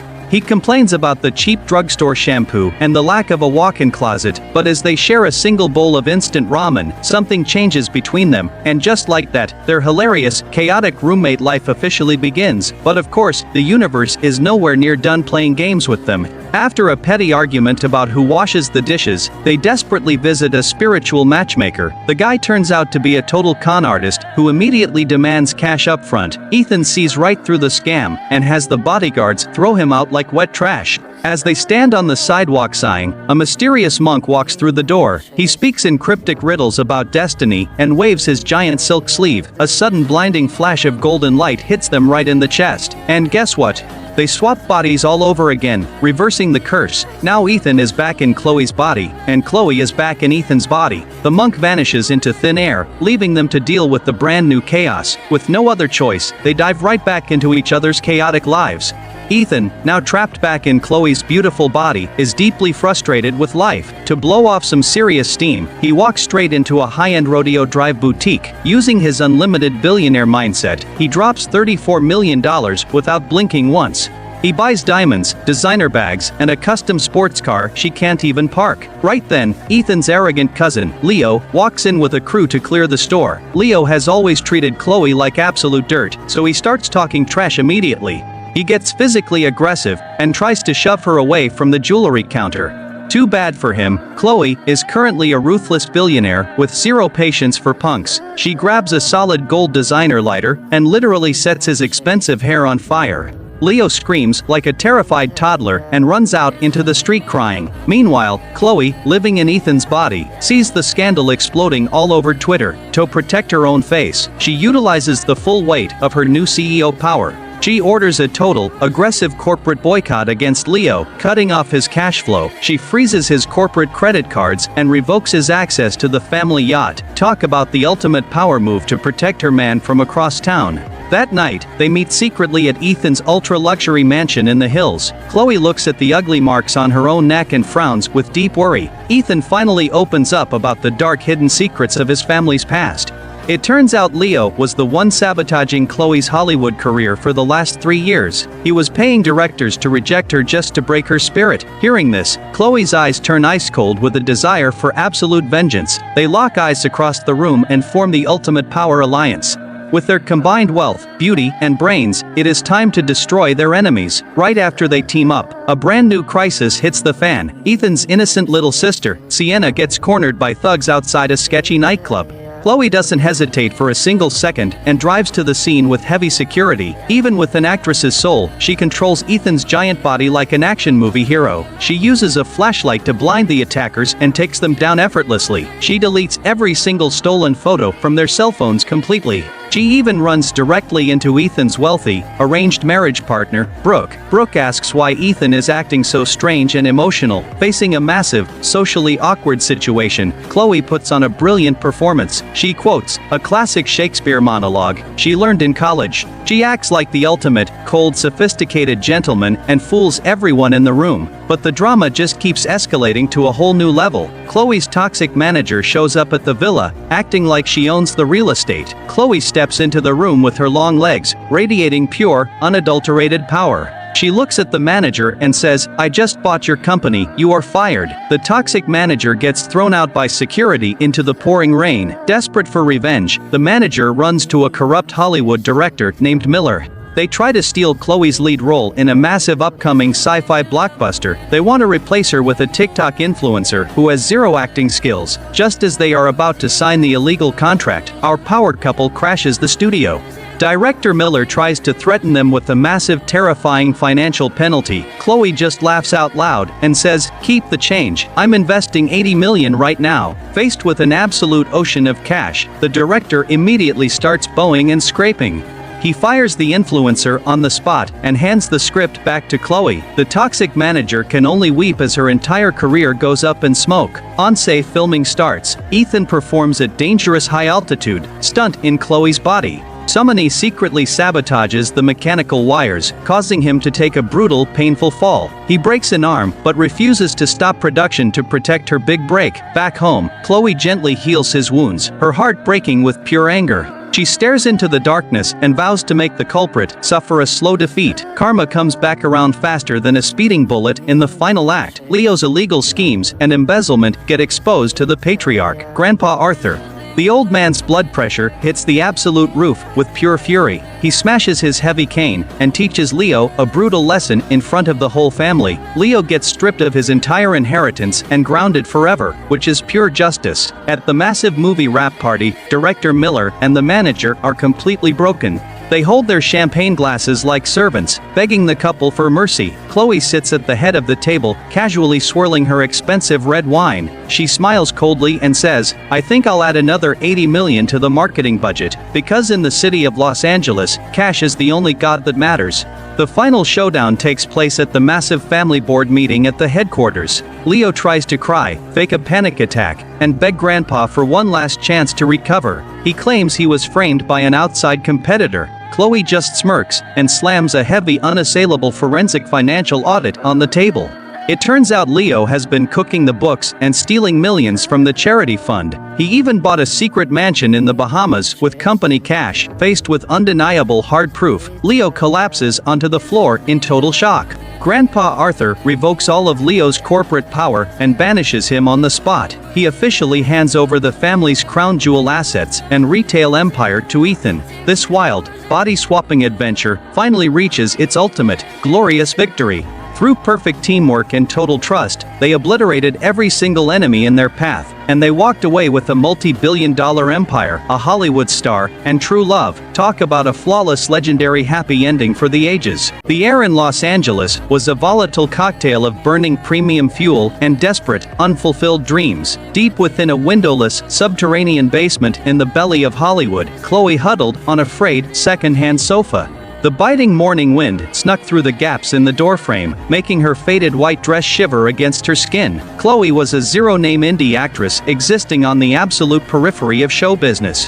Her bank account balance had flirted with single digits for so long that on the cheap corner-cutting film sets she managed to book, she couldn't even afford a basic breakfast burrito. Yet, a fierce, untamable fire burned behind her eyes. Every time she stood before a cracked mirror, practicing stolen dialogue with raw, emotional brilliance, she knew she was destined to conquer this empire of celluloid and capital. Meanwhile, in a sprawling multi-million-dollar penthouse downtown that pierced the smog-choked skyline, Ethan stood before a panoramic glass facade, looking down at the crawling city below. Clad in a bespoke, charcoal three-piece suit, crafted by Savile Row's finest tailors, his sharp features were framed by gold-rimmed glasses that gleamed like ice. As the ruthless mastermind helming Vance Enterprises, the largest corporate empire in the city, Ethan was known on Wall Street as a human meat grinder. His jawline was carved from marble, and his face literally screamed a singular terrifying warning: "If you look at me the wrong way, you are fired." They inhabited two entirely separate, untouchable universes, but tonight, the cosmos decided to throw them both into a giant blender. The chaos kicked off at an ultra-exclusive, high-end Hollywood gala, nestled in the hills of Beverly Hills. Chloe had managed to slip into the event by volunteering as a guest usher, hoping to catch the eye of a prominent director. She remained completely oblivious to the venomous gaze tracking her movements from the shadows. It belonged to Daisy, her toxic, intensely jealous best friend, who couldn't stand the sight of Chloe's natural, effortless radiance. Slipping a rare, reality-altering chemical purchased from the dark web into Chloe's glass of expensive red wine, Daisy watched with a smirk.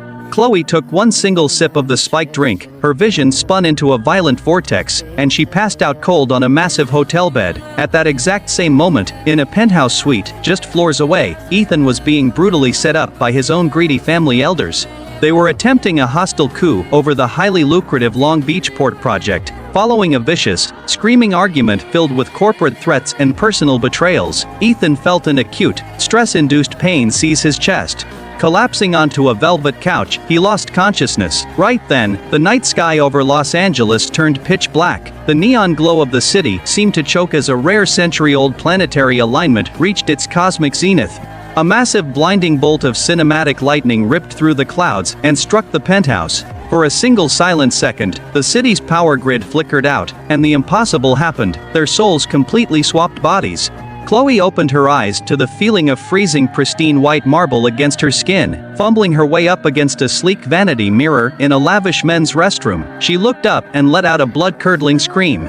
Staring back at her wasn't her own familiar, freckled face, but a giant, powerful male billionaire. Completely losing her absolute mind, she tried to loosen the heavy silk tie choking her neck, but her unfamiliarity with his massive frame caused her to pull the knot tighter, accidentally choking herself in front of the glass. Meanwhile, Ethan opened his eyes on the giant hotel bed. As a high-intensity corporate dictator, he didn't scream, but his pupils dilated to pinpricks. Looking down, he saw a pair of cheap plastic heels, delicate, slender fingers, and a stain-soaked white dress.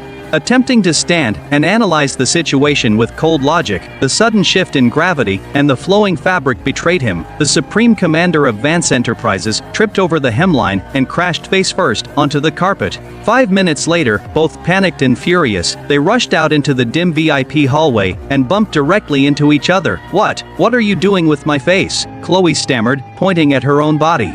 Ethan, even trapped inside a shorter, delicate frame, radiated an aura of pure, unadulterated corporate terror. He grabbed Chloe by the lapels of his custom suit, pulling his giant frame down to eye level. "Keep your mouth shut," he hissed, his voice a cold whisper. "I don't care what low-level production you crawled out of. The Vance family audit dinner starts in Malibu in 10 minutes. I have no time to explain equity structures to a peasant. Keep your mouth shut, look rich, and do not make eye contact with anyone." The Pacific waves crashed violently against the cliffs of Malibu, echoing outside the sprawling Vance oceanfront estate. Inside, a 10-meter mahogany table groaned under the weight of a massive feast curated by Michelin-starred chefs, black truffles, deep-sea blue lobsters, and imported white sturgeon caviar. Sitting at the head of the table, Chloe was in a state of absolute psychological shock. As a starving indie actress who had spent the last 3 days surviving on tap water and stale bread, this wasn't a dinner, it was a culinary miracle. Ethan's strict rules evaporated from her brain the moment the aroma of garlic butter lobster hit her nose. Faced with the endless feast, Chloe forgot every single rule. To the profound horror of a dozen elegantly dressed Vance family members, the notoriously germophobic, hyper-refined CEO suddenly began eating like a starving animal. She shoveled a giant, messy forkful of greasy garlic eggs straight into her mouth. To make matters worse, she snatched Ethan's expensive, custom monogrammed silk napkin and aggressively wiped her face, leaving a streak of grease across the embroidered initials. The entire dining room fell into a dead, paralyzed silence.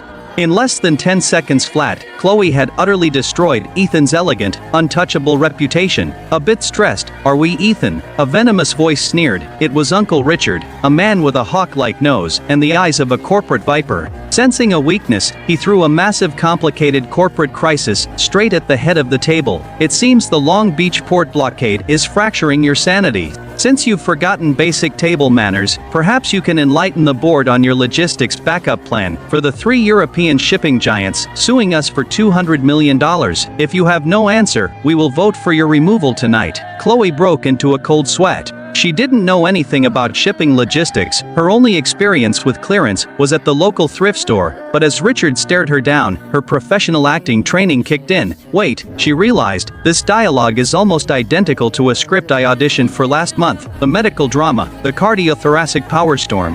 Chloe closed her eyes for a brief second. When she opened them, her gaze had transformed. The sheer, unadulterated conviction of a trained actress took over. Channeling her inner alpha CEO, she dropped her vocal tone an octave, utilizing her chest resonance to mimic Ethan's freezing glare. Boom! Chloe slammed her hand down on the table with the full physical force of Ethan's massive frame. The impact shattered Uncle Richard's wine glass, splashing expensive Cabernet Sauvignon across the old man's face. The entire room flinched. Chloe stood up, leaning over the table, pinning Richard with an expression of terrifying madness. "Logistics, Richard, your vision is as narrow as those berths. We pivot to the European market tonight, or you are fired before midnight. Anyone who cannot handle the transition can leave their resignation on my desk." It was an Oscar-worthy performance. The dialogue, delivered with theatrical gravity and backed by Ethan's terrifying physical presence, completely paralyzed the family. Richard collapsed back into his chair, sweating profusely, while the rest of the greedy elders bowed their heads in absolute terror. Later that night, a sleek black Rolls-Royce idled in a dark foggy alleyway in an industrial district. Chloe stepped out of the vehicle while Ethan, still piloting her petite frame, stood leaning against a rusted dumpster, nursing a blister from the cheap heels. "You behaved like a feral beast at that table," Ethan said coldly.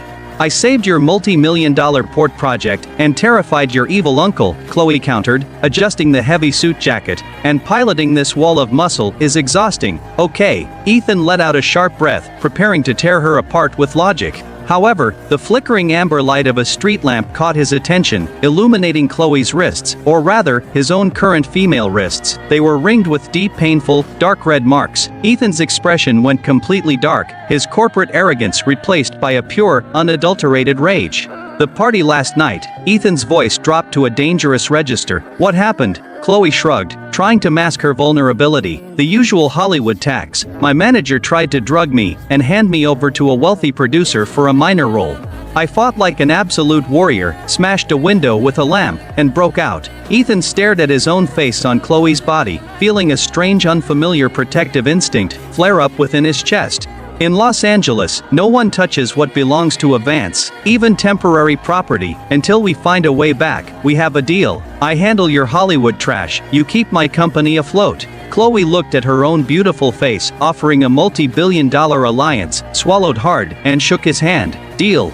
The next morning, Chloe walked into the headquarters of Vance Enterprises, pretending to be the big boss. As she navigated the hyper-modern lobby, 2 rows of executive staff lined up and bowed deeply, chanting, "Good morning, Chief Executive." Her knees instantly turned to absolute jelly. She had never experienced a crowd of 1,000 corporate elites bowing to her command. In a wave of sheer panic, her left elbow swung wide and accidentally hit the emergency fire alarm button on the wall. Wee-ee, ooh-ooh-wee-ooh-ooh. Within seconds, deafening sirens echoed through the glass tower. High-pressure water mist began spraying from the ceiling, soaking millions of dollars worth of custom suits, and sending Wall Street elites screaming for the exits. Amidst the artificial rainstorm, Chloe stood frozen, clutching a mountain of complex financial spreadsheets detailing hedge fund derivatives that looked like ancient hieroglyphics. "I can't do this." She sobbed into her phone, having crawled entirely under the giant mahogany desk in the executive office. "Ethan, the alarms are going off. Everyone is wet, and these spreadsheets are trying to murder me." Across town, Ethan was sitting in the dingy low-ceilinged office of Starcrest Talent Agency. 2 minutes ago, Chloe's toxic talent manager, Meg, had slammed a breach of contract lawsuit onto the desk, her red-painted fingernails inches from Ethan's nose. "Chloe, you ran away from the producer. Do you know how much this agency invested in that meeting?" Meg shrieked, $30,000 in penalties. "You will get on your knees and apologize to him today, or I will sue you into bankruptcy and blacklist you from Lay forever." Meg expected the usual tears and compliance. Instead, she found herself staring into the eyes of a real-life corporate shark. Ethan sat perfectly still on the worn leather sofa, his legs elegantly crossed. Even in a cheap dress, the freezing aura of a man who destroyed public companies for breakfast filled the room. He let out a cold, low laugh, reached into Chloe's purse, and pulled out a sleek, hidden recording device, pressing play. Meg's own voice filled the room, detailing the illegal plot to drug Chloe and traffic her to the producer.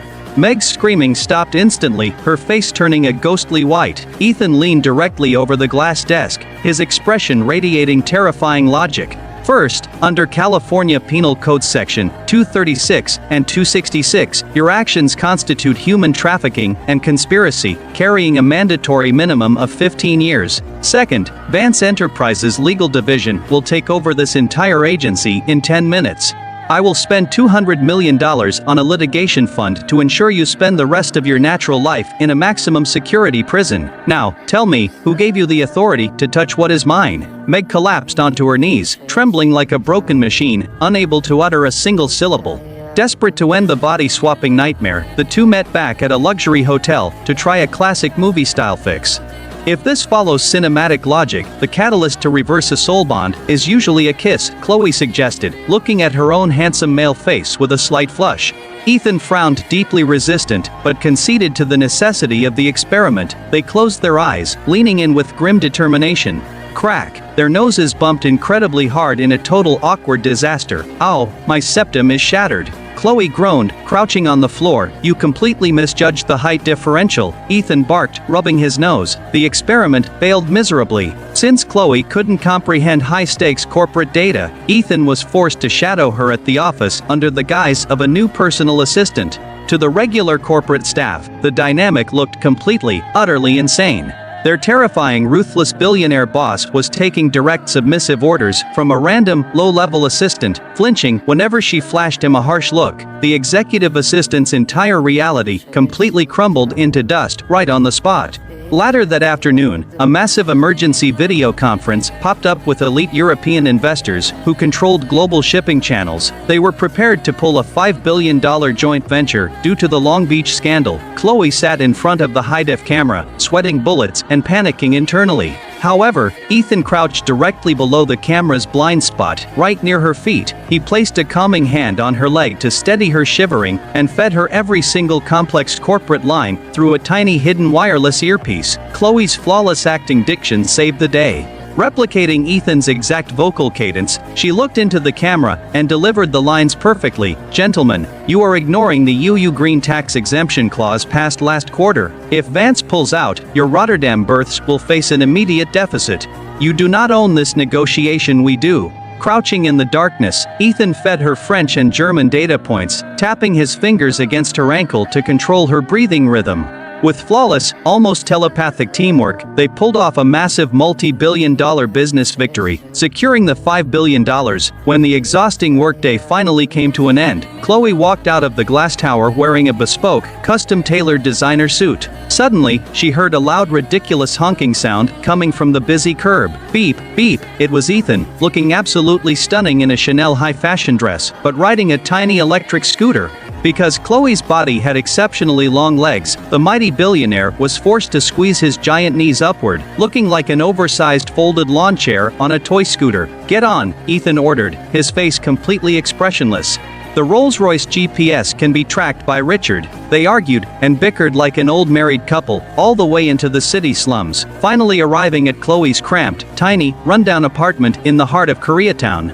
Ethan walked into the 20-square-meter room and almost fainted from absolute psychological shock. "This place is smaller than my walk-in closet," he complained bitterly. "And what is this $2 drugstore shampoo? Are there industrial acids in this? You are abusing my hair." Chloe ignored him, boiling water and dropping 2 packets of cheap instant ramen into a plastic bowl. A few minutes later, the two sat cross-legged on the linoleum floor, sharing the single bowl of noodles, the rising steam blurring the boundary between their two disparate worlds. For the first time, Ethan felt that this tiny air conditioner-less apartment felt infinitely warmer than his sterile 1,000-square-foot smart mansion. "No, we are fixing this. My bathroom requires a heated seat," Ethan declared the following morning. Driven by a petty argument about who washes the dishes, they visited a spiritual matchmaker operating out of a dark alleyway in the city's underbelly. The practitioner turned out to be a total con artist, utilizing smoke machines and electromagnets beneath the table.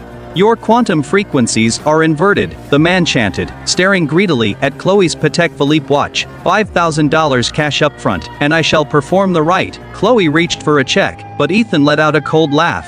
He grabbed the con artist's wrist, applying a precise joint lock that slammed the man's face onto the table. "You are trying to scam Vance Enterprises. Enjoy the Pacific Ocean," Ethan remarked, signaling his bodyguards, who threw the scammer out into the alley like wet trash. Alas, the modern world knows nothing of destiny. As they stood on the rainy sidewalk sighing, a mysterious, cloaked monk carrying a worn bamboo broom stepped out from the fog. His eyes were milky yet ancient, an exchange of form, a unity of spirit. "Your attachment to the self is your prison," the monk said in cryptic riddles, waving his giant silk sleeve across the air. A sudden, blinding flash of golden supernatural light hit them right in the chest. There was no thunder, just a profound pull that dragged their souls through a vacuum. When they opened their eyes and looked down at their hands, "My height is back," Ethan shouted, feeling his broad muscular chest. "Oh no, I am broke again," Chloe wailed, looking at her faded white dress. The curse was broken, they were back in their original bodies. But before they could celebrate, the monk vanished into thin air, leaving them to deal with a brand new, chaotic reality, trapped back in her own body. But armed with Ethan's unlimited credit limit and unconditional alliance, Chloe decided to blow off some serious steam. She walked straight into a high-end boutique on Rodeo Drive, her movements now carrying the absolute terrifying weight of a billionaire mindset. From that rack to that rack, every limited edition. Do not pack them, place them directly into the trunk of the Ferrari Monza SP2 I just purchased outside, Chloe told the manager, tossing the black card onto the counter. When the staff hesitated over corporate clearance, she leveled them with an authentic Ethan-style glare. "You have 5 minutes before I buy out the entire North American franchise and terminate your employment." Within 30 minutes, she dropped $34 million on rare pink diamonds, designer bags, and a custom sports car she didn't even know how to park. Right then, Ethan's arrogant, spoiled cousin, Leo, walked into the boutique with a security crew to clear the store. Leo had always treated Chloe like absolute dirt, and seeing a low-level actress holding a Vance black card sent him into a toxic rage. "What kind of low-tier model steals our family card to play dress-up?" Leo sneered, stepping into her personal space and aggressively reaching out to snatch a $1 million diamond necklace from her hand. Chloe didn't flinch. Moving with the precise lethal speed she had observed from Ethan, she grabbed a solid gold designer lighter sitting on the luxury display counter. She pressed the ignition. A violent blast of blue windproof flame erupted, catching Leo's heavily lacquered, multi-$1,000 styled hair. Whoosh! The hairspray ignited into a massive roaring fireball. Leo's entire head became a moving housing pumpkin. Ah! My face, my hair, murder, the billionaire punk screamed like a terrified toddler, running out into the busy Rodeo Drive traffic with one shoe missing, crying for his mother. Meanwhile, back at the corporate headquarters, Ethan watched the footage explode across Twitter. Number Vencesseneston, fire on Rodeo Drive. A cold, satisfied smile touched Ethan's lips. Good girl. He picked up his desk phone, his voice dropping to sub-zero temperatures. Initiate a total aggressive corporate boycott against Leo's entire portfolio. Freeze his credit lines, terminate his vice presidency at the retail division, and seize his luxury mega yacht, Leviathan, in the Mediterranean. I want him unable to purchase a single pack of gum by sunset. That night, they meet secretly at Ethan's ultra-luxury mansion, high up in the Hollywood Hills. Sitting by the infinity pool, Chloe tracked the fading marks on her wrists. Ethan, the way Leo looked at me today, he knew who I was. Ethan swirled his whiskey, his eyes turning pitch black under the moonlight. He didn't just know you, Chloe. For 3 years, he has been orchestrating your misery.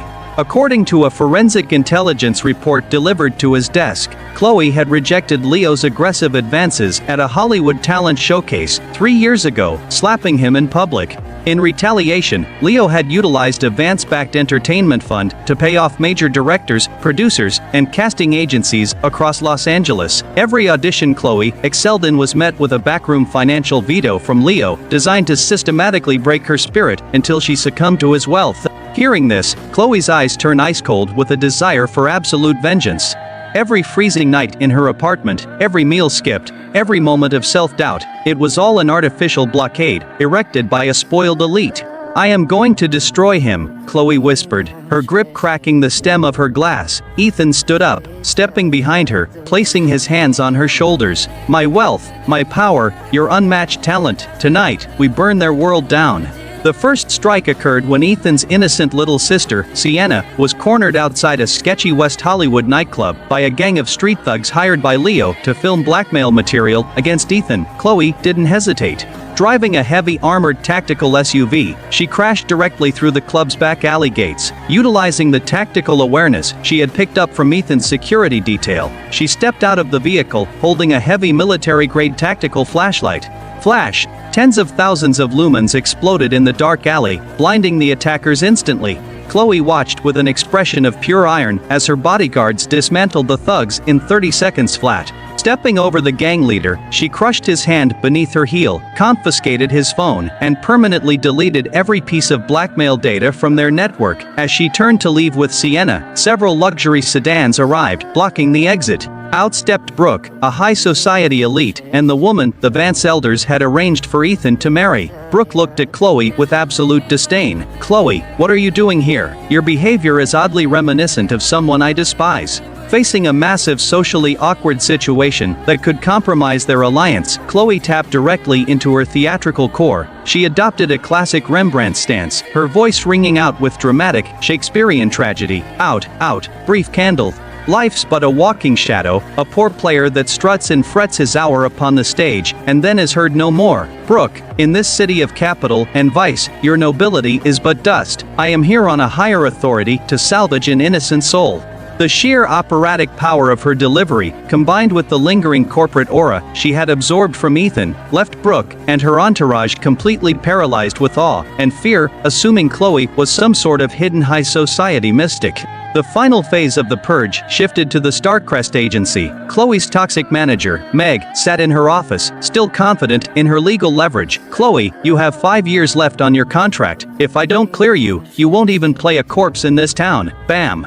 The reinforced door was kicked completely off its hinges. Ethan entered, flanked by a terrifying squad of 30 corporate defense attorneys carrying carbon fiber briefcases. Ethan didn't even look at Meg. He pulled out a chair for Chloe, then threw a completed asset acquisition deed directly into Meg's face. 2 minutes ago, Vance Entertainment Fund completed a 100% hostile buyout of Starcrest Agency. Ethan stated coldly, Meg, I am your sole owner. And you are terminated immediately for corporate embezzlement and fraud. Security, throw this garbage out. Armed guards dragged the screaming manager through the pouring rain and dumped her directly into the gutter. Desperate Meg fled to her final ally, director Miller, a corrupt filmmaker currently finalizing an $80 million sci-fi blockbuster titled The Interstellar Era. Leo had used a portion of stolen family charity funds to convince Miller to replace Chloe with a brainless TikTok influencer who possessed tens of millions of followers but zero actual acting skills. Director Miller, the Vance family will handle the Oscar committee once you sign this, the influencer's agent smiled. Crash. The soundstage doors exploded open as Ethan and Chloe entered side by side. Director Miller stood up, attempting to bluster, "Ethan Vance. This is a private set. If you interfere with casting, the financial lawsuit penalty is $300 million. Chloe let out a freezing dark laugh. She walked directly up to Miller and slapped a blank, unlimited Swiss bank draft directly across his face. $300 million, Miller. Keep the change. I am investing $200 million into this production right now. My only condition, throw that brainless influencer into the trash container outside and hand me the master script." Faced with an absolute undeniable ocean of cash, the director's knees hit the floor with a sickening thud.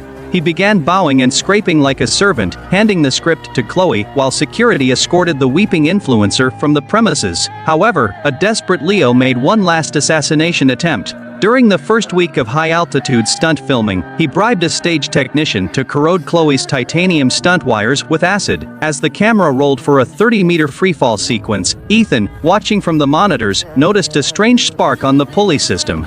Moving with pure instinctual speed, he bypassed security, sprinting across the stage and throwing his own body beneath her just as the wire snapped. Thud, they crashed into a pile of wooden props. Ethan's left arm took the brunt of the impact, suffering a brutal, painful fracture as blood soaked his shirt. "Ethan, you are insane," Chloe cried, her heart breaking with violent anger. Ethan merely smiled through the pain, his voice raspy but dominant. "No one touches what is mine. Finish the scene. Do not let this blood go to waste." Rules of corporate warfare dictated a swift follow-up. 2 days later, grandfather Arthur, the 90-year-old lion, who founded Vance Enterprises, convened a mandatory family tribunal after learning of the attempted kidnapping, the embezzlement of charity funds, and the attempted homicide on the film set.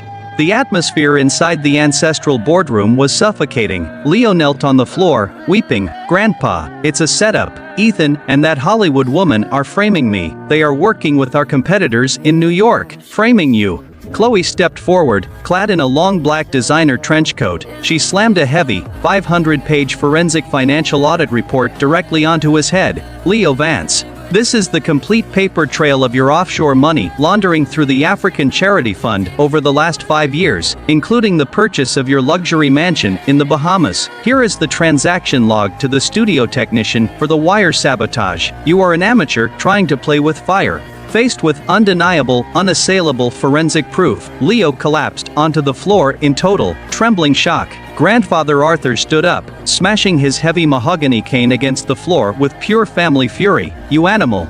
You are stripped of the Vance name, your inheritance is permanently revoked, and you are remanded to the FBI for corporate espionage and attempted murder. You will rot in a federal facility." Leo was dragged away in handcuffs by federal agents, facing 50 years behind bars. Months later, The Interstellar Era premiered globally, smashing box office records with a $3 billion return. Chloe's performance, blending the cold authority of a CEO with the vulnerability of a survivor, won her the Academy Award for Best Actress. At the massive star-studded movie wrap party in Beverly Hills, director Miller stood like a submissive servant, holding 2 glasses of $100,000 wine before Chloe and Ethan. "Miss Chloe, Mr. Ethan." Regarding the sequel, Chloe sat at the absolute head of the table, casually swirling her expensive red wine. She looked at Ethan, who was watching her with unconditional love and pride. She smiled coldly at the director. "The sequel, of course. Let's add another $200 million to the global marketing budget tomorrow morning, because in this city, my word is the only law that actually matters." The final sequence unfolded at the peak of the Vance headquarters. In front of a swarm of global media cameras, grandfather Arthur officially handed the family's crown jewel assets and the keys to the retail empire to Ethan. But Ethan didn't deliver a dry corporate speech. Instead, he stepped away from the podium, took Chloe by her waist in her flawless white gown, and kissed her deeply in front of millions of live viewers. There was no awkward collision this time. It was a flawless, legendary happy ending for the absolute ages two forces of nature who had crawled out of a cosmic blender to rule the city of angels together. The heavy suffocating silence inside the Vance family mansion was deafening. Victoria Vance looked completely pale, her voice trembling with pure terror. She broke the devastating news to her brother in a panicked whisper. "Vincent, our entire elite private security force has been totally wiped out. Worse, the billionaire Zhao family in New York was slaughtered by General Davis." Vincent Vance froze in absolute shock, dropping his glass to the floor. "That is physically impossible," he stammered, shaking his head in denial. Those men were the most ruthless, highly trained fighters in all of Los Angeles. Just as the siblings fell into a pit of utter despair, a guard burst in. "Sir, we just received a high-Zan priority encrypted intel report from the border. General Briggs, the legendary war hero, is arriving in the city within 48 hours. The news hit the desperate siblings like a sudden surge of adrenaline. They instantly realized this was their final desperate lifeline to survive. "Prepare the most lavish gifts, the luxury cars, the offshore accounts," Vincent ordered. "Our entire survival now rests on securing the general's absolute favor." Meanwhile, across the city, Chloe was grabbing her coat near the door. She mentioned to her boyfriend that the Sky High Lounge was facing some sudden issues. Cole walked over smoothly and offered to accompany her to handle the trouble, but Chloe declined with a warm, gentle smile, fixing his collar affectionately. "Stay home and relax, babe, I'll be back before you even miss me," she promised. Soon after, General Briggs made a grand hide-and profile entrance at the Vance gates. An entire convoy of armored SUVs lined up as the siblings waited anxiously. They bowed deeply, plastering fake, sycophantic smiles across their faces. "General Briggs, it is a supreme honor to have you in Los Angeles." Vincent cringed. He proudly beat his chest, promising the absolute peak of luxury entertainment. Inside the VIP suite, Briggs relaxed on the velvet couch, smoking an expensive cigar. Beautiful women surrounded him, peeling grapes and pouring vintage red wine. But within an hour, the general's expression soured into total boredom.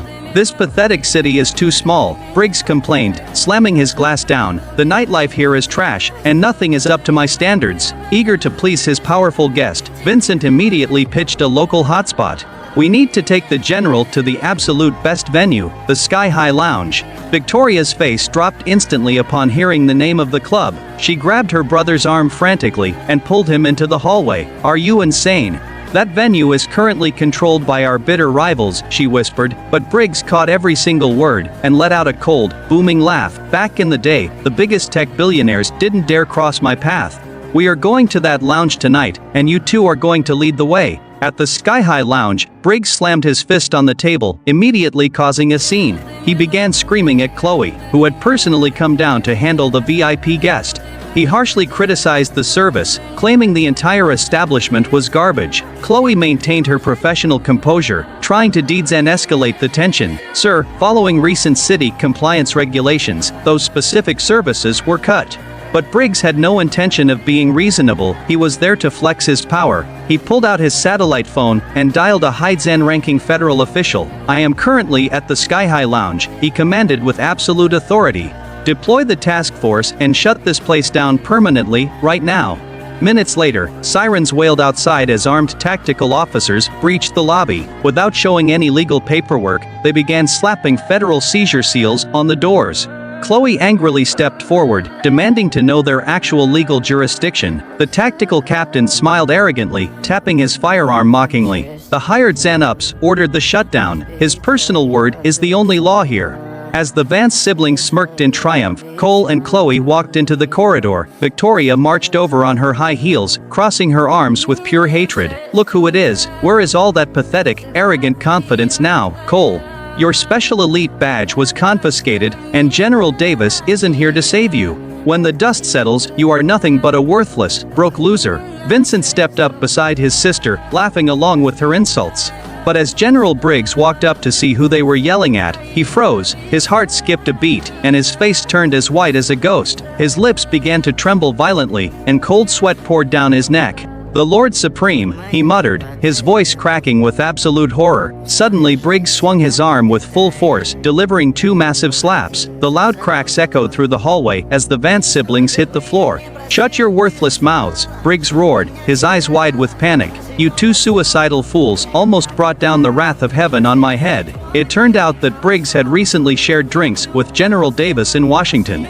Davis had given him a chilling confidential warning about the global underworld. "The Lord Supreme has officially returned, executing 4 top rebel leaders overseas.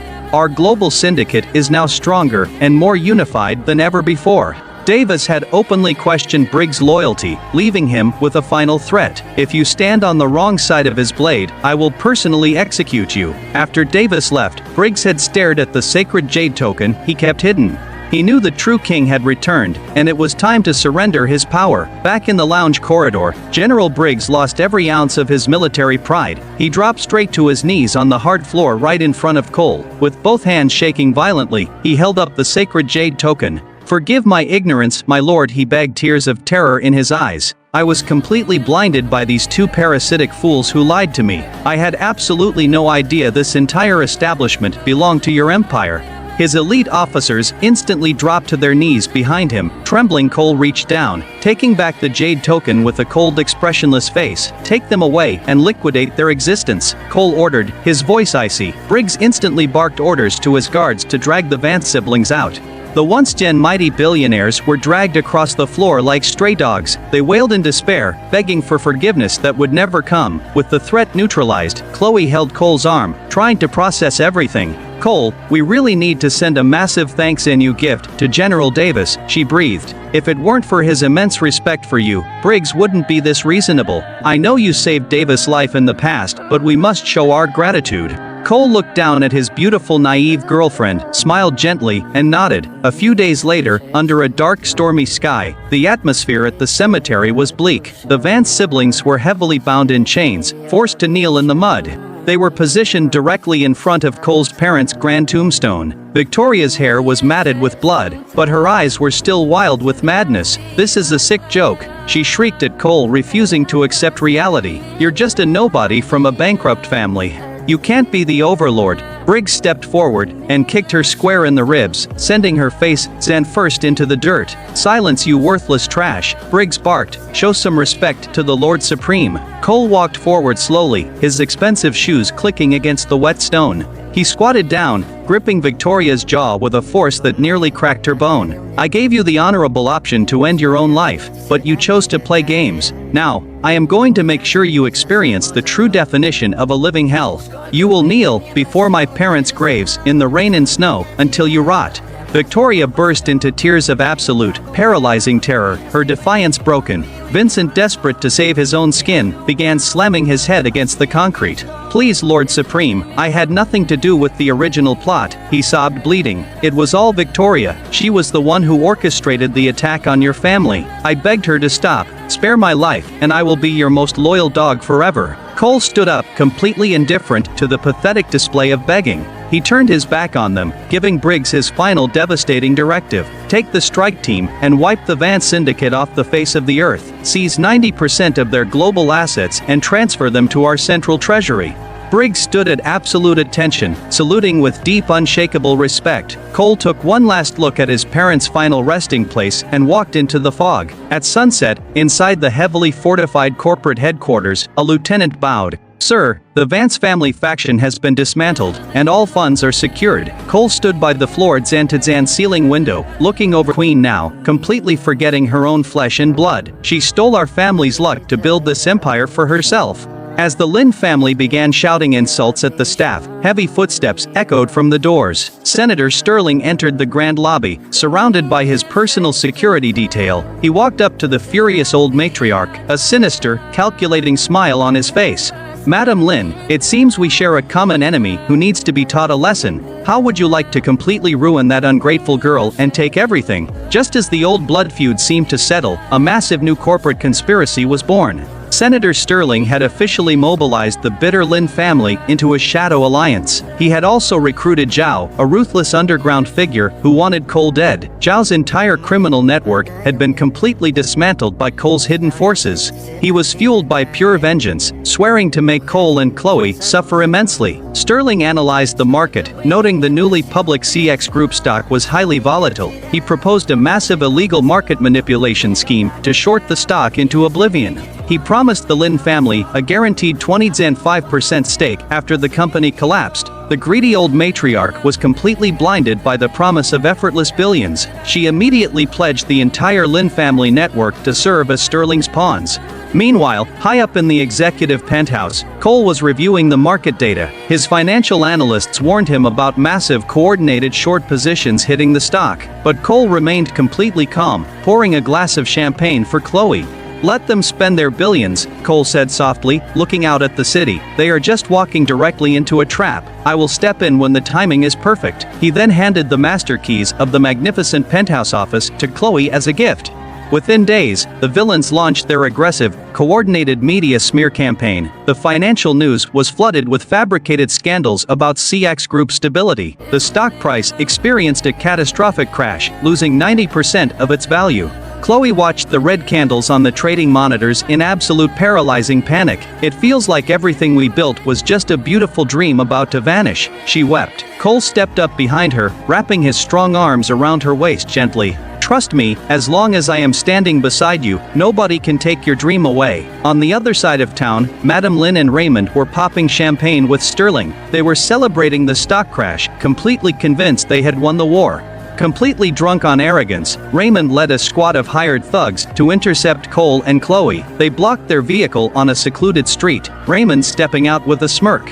"The biggest corporate empire in this city will belong to me by tomorrow morning," he bragged. He shamelessly threw a contract onto the hood of the car, offering a joke of a price, $10 million for a multi-billion dollar conglomerate. "You're insane," Chloe shouted. Raymond laughed in her face. "Sign it now, or you'll be begging for scraps after bankruptcy." Cole stepped out of the vehicle, his presence instantly dropping the temperature of the air. "CX Group will never see bankruptcy," Cole warned, his voice low and dangerous. "But you have exactly 10 seconds to take your thugs and disappear from my sight. If you press this button, I promise the Lin family will lose every single thing they own." Realizing the financial attack wasn't breaking Chloe's spirit fast enough, Zhao went rogue. Chloe fought back fiercely, spitting in his face, which earned her a brutal backhand slap. Suddenly, as Zhao grabbed her jaw, his eyes widened in absolute shock and greed. He detected a rare legendary spiritual aura radiating from her bloodline.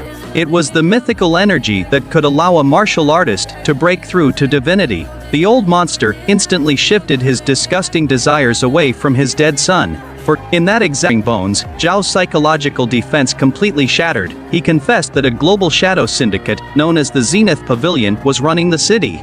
He admitted that even the billionaire Sterling family was just a puppet faction for the organization. Having obtained the critical intelligence he needed, Cole's expression went completely dead. With a slight flex of his absolute power, he ended the villain's life on the spot. Meanwhile, was busy shouting curses, eager to watch Chloe's total public humiliation, but the very next second, the artificial market freeze on the stock exchange lifted. CX Group stock experienced an unprecedented vertical surge of 500%. The massive short squeeze completely wiped out every single short position in seconds. Raymond collapsed to the floor, his eye kneeling at the entrance. Madame Lin followed closely behind, her previous arrogance completely replaced by tears. Raymond began slapping his own face with full force, leaving bloody marks to show remorse. "Chloe, please, we are your real family," he sobbed shamelessly, reaching for her shoes. "Blood is thicker than water, you can't just watch your own uncle starve to death." The gathering crowd of corporate executives and citizens watched the display with deep disgust. They openly mocked the pair for trying to play the family card after a failed criminal takeover. Realizing the tears weren't working, the old woman snapped, throwing a vicious, bitter tantrum. "We fed you, we raised you," she screamed at Chloe. "It is your legal duty to give us money." Cole had absolutely zero patience left for these pathetic parasitic clowns. He looked down at them from the top of the stairs with supreme unshakable authority. "Madame Lin, if you end up begging on the sidewalk, I will personally throw you some pennies. I give you my word as the Lord Supreme, I will not let you starve to death." That single humiliating statement completely shattered the last remaining pride of the Lynn name. Cole gestured to the security team, who promptly threw the screaming freeloaders into the street. Holding Chloe's hand tightly, he turned around and walked into the building without looking back. The Lynn family was officially finished, their names blacklisted from every bank in the country. At their absolute lowest point, young Sterling approached them with a calculated friendly smile. He apologized for his father's anger, claiming the asset freeze was just a temporary mistake. To regain their complete trust, he shared a massive piece of classified political intelligence. The Duke of Washington is arriving in Los Angeles on a private transport tomorrow, he whispered. Sterling offered to introduce the Lynn family to the Duke to secure a federal bailout. The old matriarch and Raymond were ecstatic, believing their salvation had arrived. The Duke was one of the most powerful, untouchable aristocrats in the entire nation. They genuinely believed this introduction would put them back at the top of high society, but they were completely oblivious to the fact that they were walking into a meat grinder. On the other side of the city, Cole was holding Chloe in a gentle, warm embrace. Chloe, possessing a heart that was far too kind, softly asked Cole to spare their lives. Internal rebels. They also confirmed the Duke had officially arrived in Los Angeles at Sterling's request. Suddenly, Cole's secure phone rang with a panicked emergency call from Chloe at the lounge. The Duke of Washington had just collapsed inside the private Ultrazan VIP suite. Cole didn't waste a single second, mobilizing his security team and rushing to the venue. Inside the luxury suite, the air was freezing cold and thick with intense tension. The elderly Duke lay completely unconscious on the sofa, his face turning blue. His son, the young commander, was throwing a furious tantrum, threatening the staff. As the property owner, Chloe was doing everything possible to keep the situation stable. Just then young Sterling arrived, bringing along the country's top medical authority. The celebrity doctor checked the Duke's vitals, and his face turned pale with gravity. The Duke isn't suffering from a natural illness, the doctor announced to the room. He has been targeted with a highly sophisticated lethal chemical poison. The Duke's son exploded with rage, ordering his men to prepare for immediate executions. Chloe tried to explain that the lounge had strict security, and it must be a mistake. But Raymond saw a golden opportunity to shift all criminal blame away from himself. The Duke was perfectly fine until he drank the champagne from her lounge. Raymond lied. This is clearly a coordinated assassination plot, orchestrated by Chloe herself. Believing the malicious lie, the furious son ordered his guards to arrest Chloe for treason. Right before their hands could touch her, the reinforced suite doors flew open. Cole walked into the room with an imposing, majestic stride, pulling Chloe into his chest. He glared at the unravel for 30 years. Who are you to question me? Cole let out a cold, mocking laugh that cut through the tension of the room. I am no doctor, Cole said evenly, looking down at the dying aristocrat, but I can guarantee you with absolute certainty, he hasn't been poisoned. The doctor ignored him and initiated an advanced emergency protocol, which failed miserably. The Duke's heart rate plummeted rapidly, causing the celebrity doctor to panic in fear. Cole didn't waste another second, stepping forward and shoving the doctor across the floor. The Duke's son drew his sidearm, screaming death threats, but Cole ignored him completely. Channeling his inner primordial energy, Cole struck a powerful palm against the Duke's chest. The sheer kinetic force caused the old man's body to convulse violently on the sofa. A second later, the Duke coughed up a massive pool of thick black fluid onto the floor. Just as the guards raised their weapons to execute Cole for murder, a miracle occurred. The dying Duke slowly opened his eyes, the blue tint vanishing from his face entirely. The son rejoiced, immediately stepping forward to take credit for the situation. Instead, the old Duke swung his hand and delivered a massive slap to his son's face. You blind, arrogant idiot, the Duke roared, his voice shaking the room. You just almost executed the legendary master who just saved my life. He ordered his son to drop to his knees in the mud and beg for Cole's forgiveness. The humiliated son had no choice but to swallow his pride, bowing flat on the ground. The Duke then turned to Cole, bowing deeply with the utmost respect and gratitude. Meanwhile, the celebrity doctor examined the pool of black fluid on the floor and screamed. The fluid was filled with thousands of tiny microscopic writhing parasites. This isn't a chemical toxin, the doctor gasped, trembling. This is a dark voodoo curse. Standing in the corner, young Sterling's mind was racing with absolute panic. He instantly recognized the distinct energy signature Cole had used to expel the entity. It was a legendary style exclusive to the long-Zan lost overlord of the Supreme Organization. The Duke's eyes went icy cold as he turned his attention back to the trembling Raymond. You knew exactly what kind of entity was introduced into my drink tonight, the Duke barked. Tell me who ordered you to bring me to this specific VIP lounge, or you die right now." The guard slammed Raymond onto the floor, shattering his kneecaps instantly. "Chloe, please save me, I am your own uncle," Raymond shrieked in absolute agony, but nobody in the room paid any attention to his pathetic screams. Seeing the entire plot fall apart, young Sterling stepped forward with a tight, forced smile. He admitted he suggested the location, claiming it was just an innocent recommendation for fun. The Duke stared at him with an intense, knowing look but chose not to escalate it there. Instead, he formally invited Cole to a massive gala held in his honor later that week. The real conspiracy ran much deeper than anyone in high society realized. Later that night, Sterling met with Raymond in a dark abandoned warehouse. Sterling revealed his true colors, admitting he was the one who engineered the curse. Furious that the plan had failed, he activated a secondary biological trigger inside Raymond. Raymond collapsed to the concrete floor, vomiting blood in agonizing pain. To secure the temporary antidote, he begged like a dog, kissing Sterling's leather boots. Sterling tossed him a classified document containing a list of Hydesand profile government targets. In fact, every single leader on this list during the Duke's upcoming gala. Sterling smiled. "I am going to deliver a truly unforgettable revolution to this city." Meanwhile, Madame Lin was completely overjoyed after receiving her golden invitation to the gala. She genuinely believed the Lin family was finally entering the highest tier of global society. She praised Sterling's generosity while warning Raymond not to embarrass them at the venue.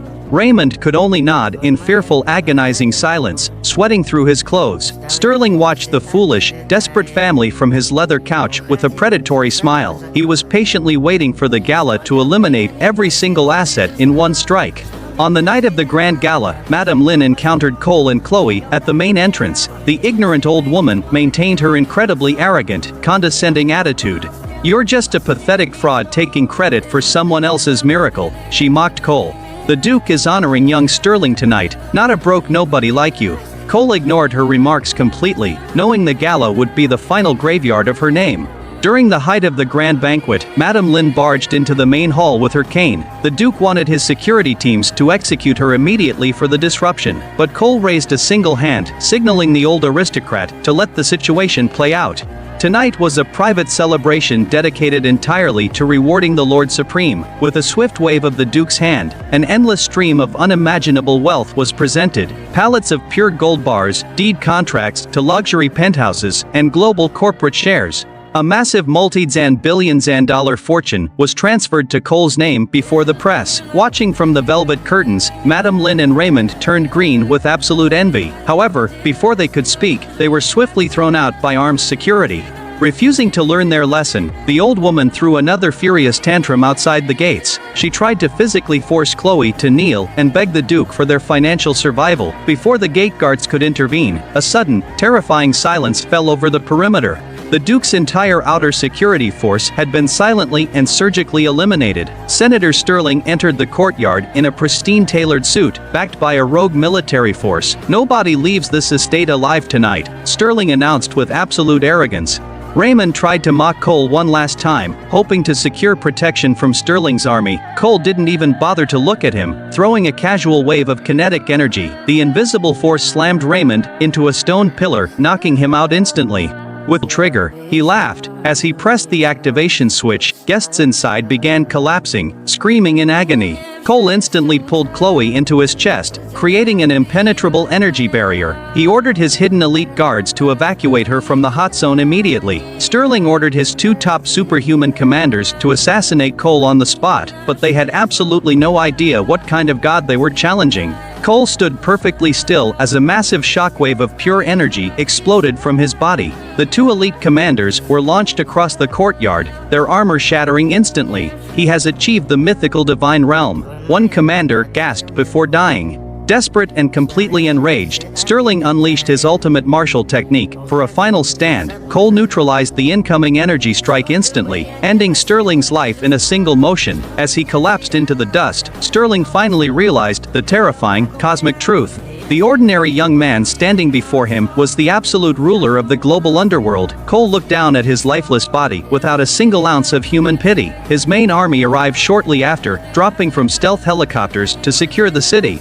"Round up every remaining rebel faction globally," Cole ordered coldly into his comms. "We are tearing down their entire shadow network by the roots tonight." A few days later, tactical intelligence confirmed 30 rebel factions had been neutralized. However, a medical report indicated Madame Lin had passed away from the residual toxins. The remaining Lin family members secretly hid the funeral arrangements from Chloe entirely. They wanted to finalize the illegal asset distribution without her legal involvement. Seeing Chloe weeping quietly by the bedroom window, Cole felt a deep sense of sorrow. He produced 2 private entry passes for the restricted funeral service from his pocket. "I am going with you," Cole said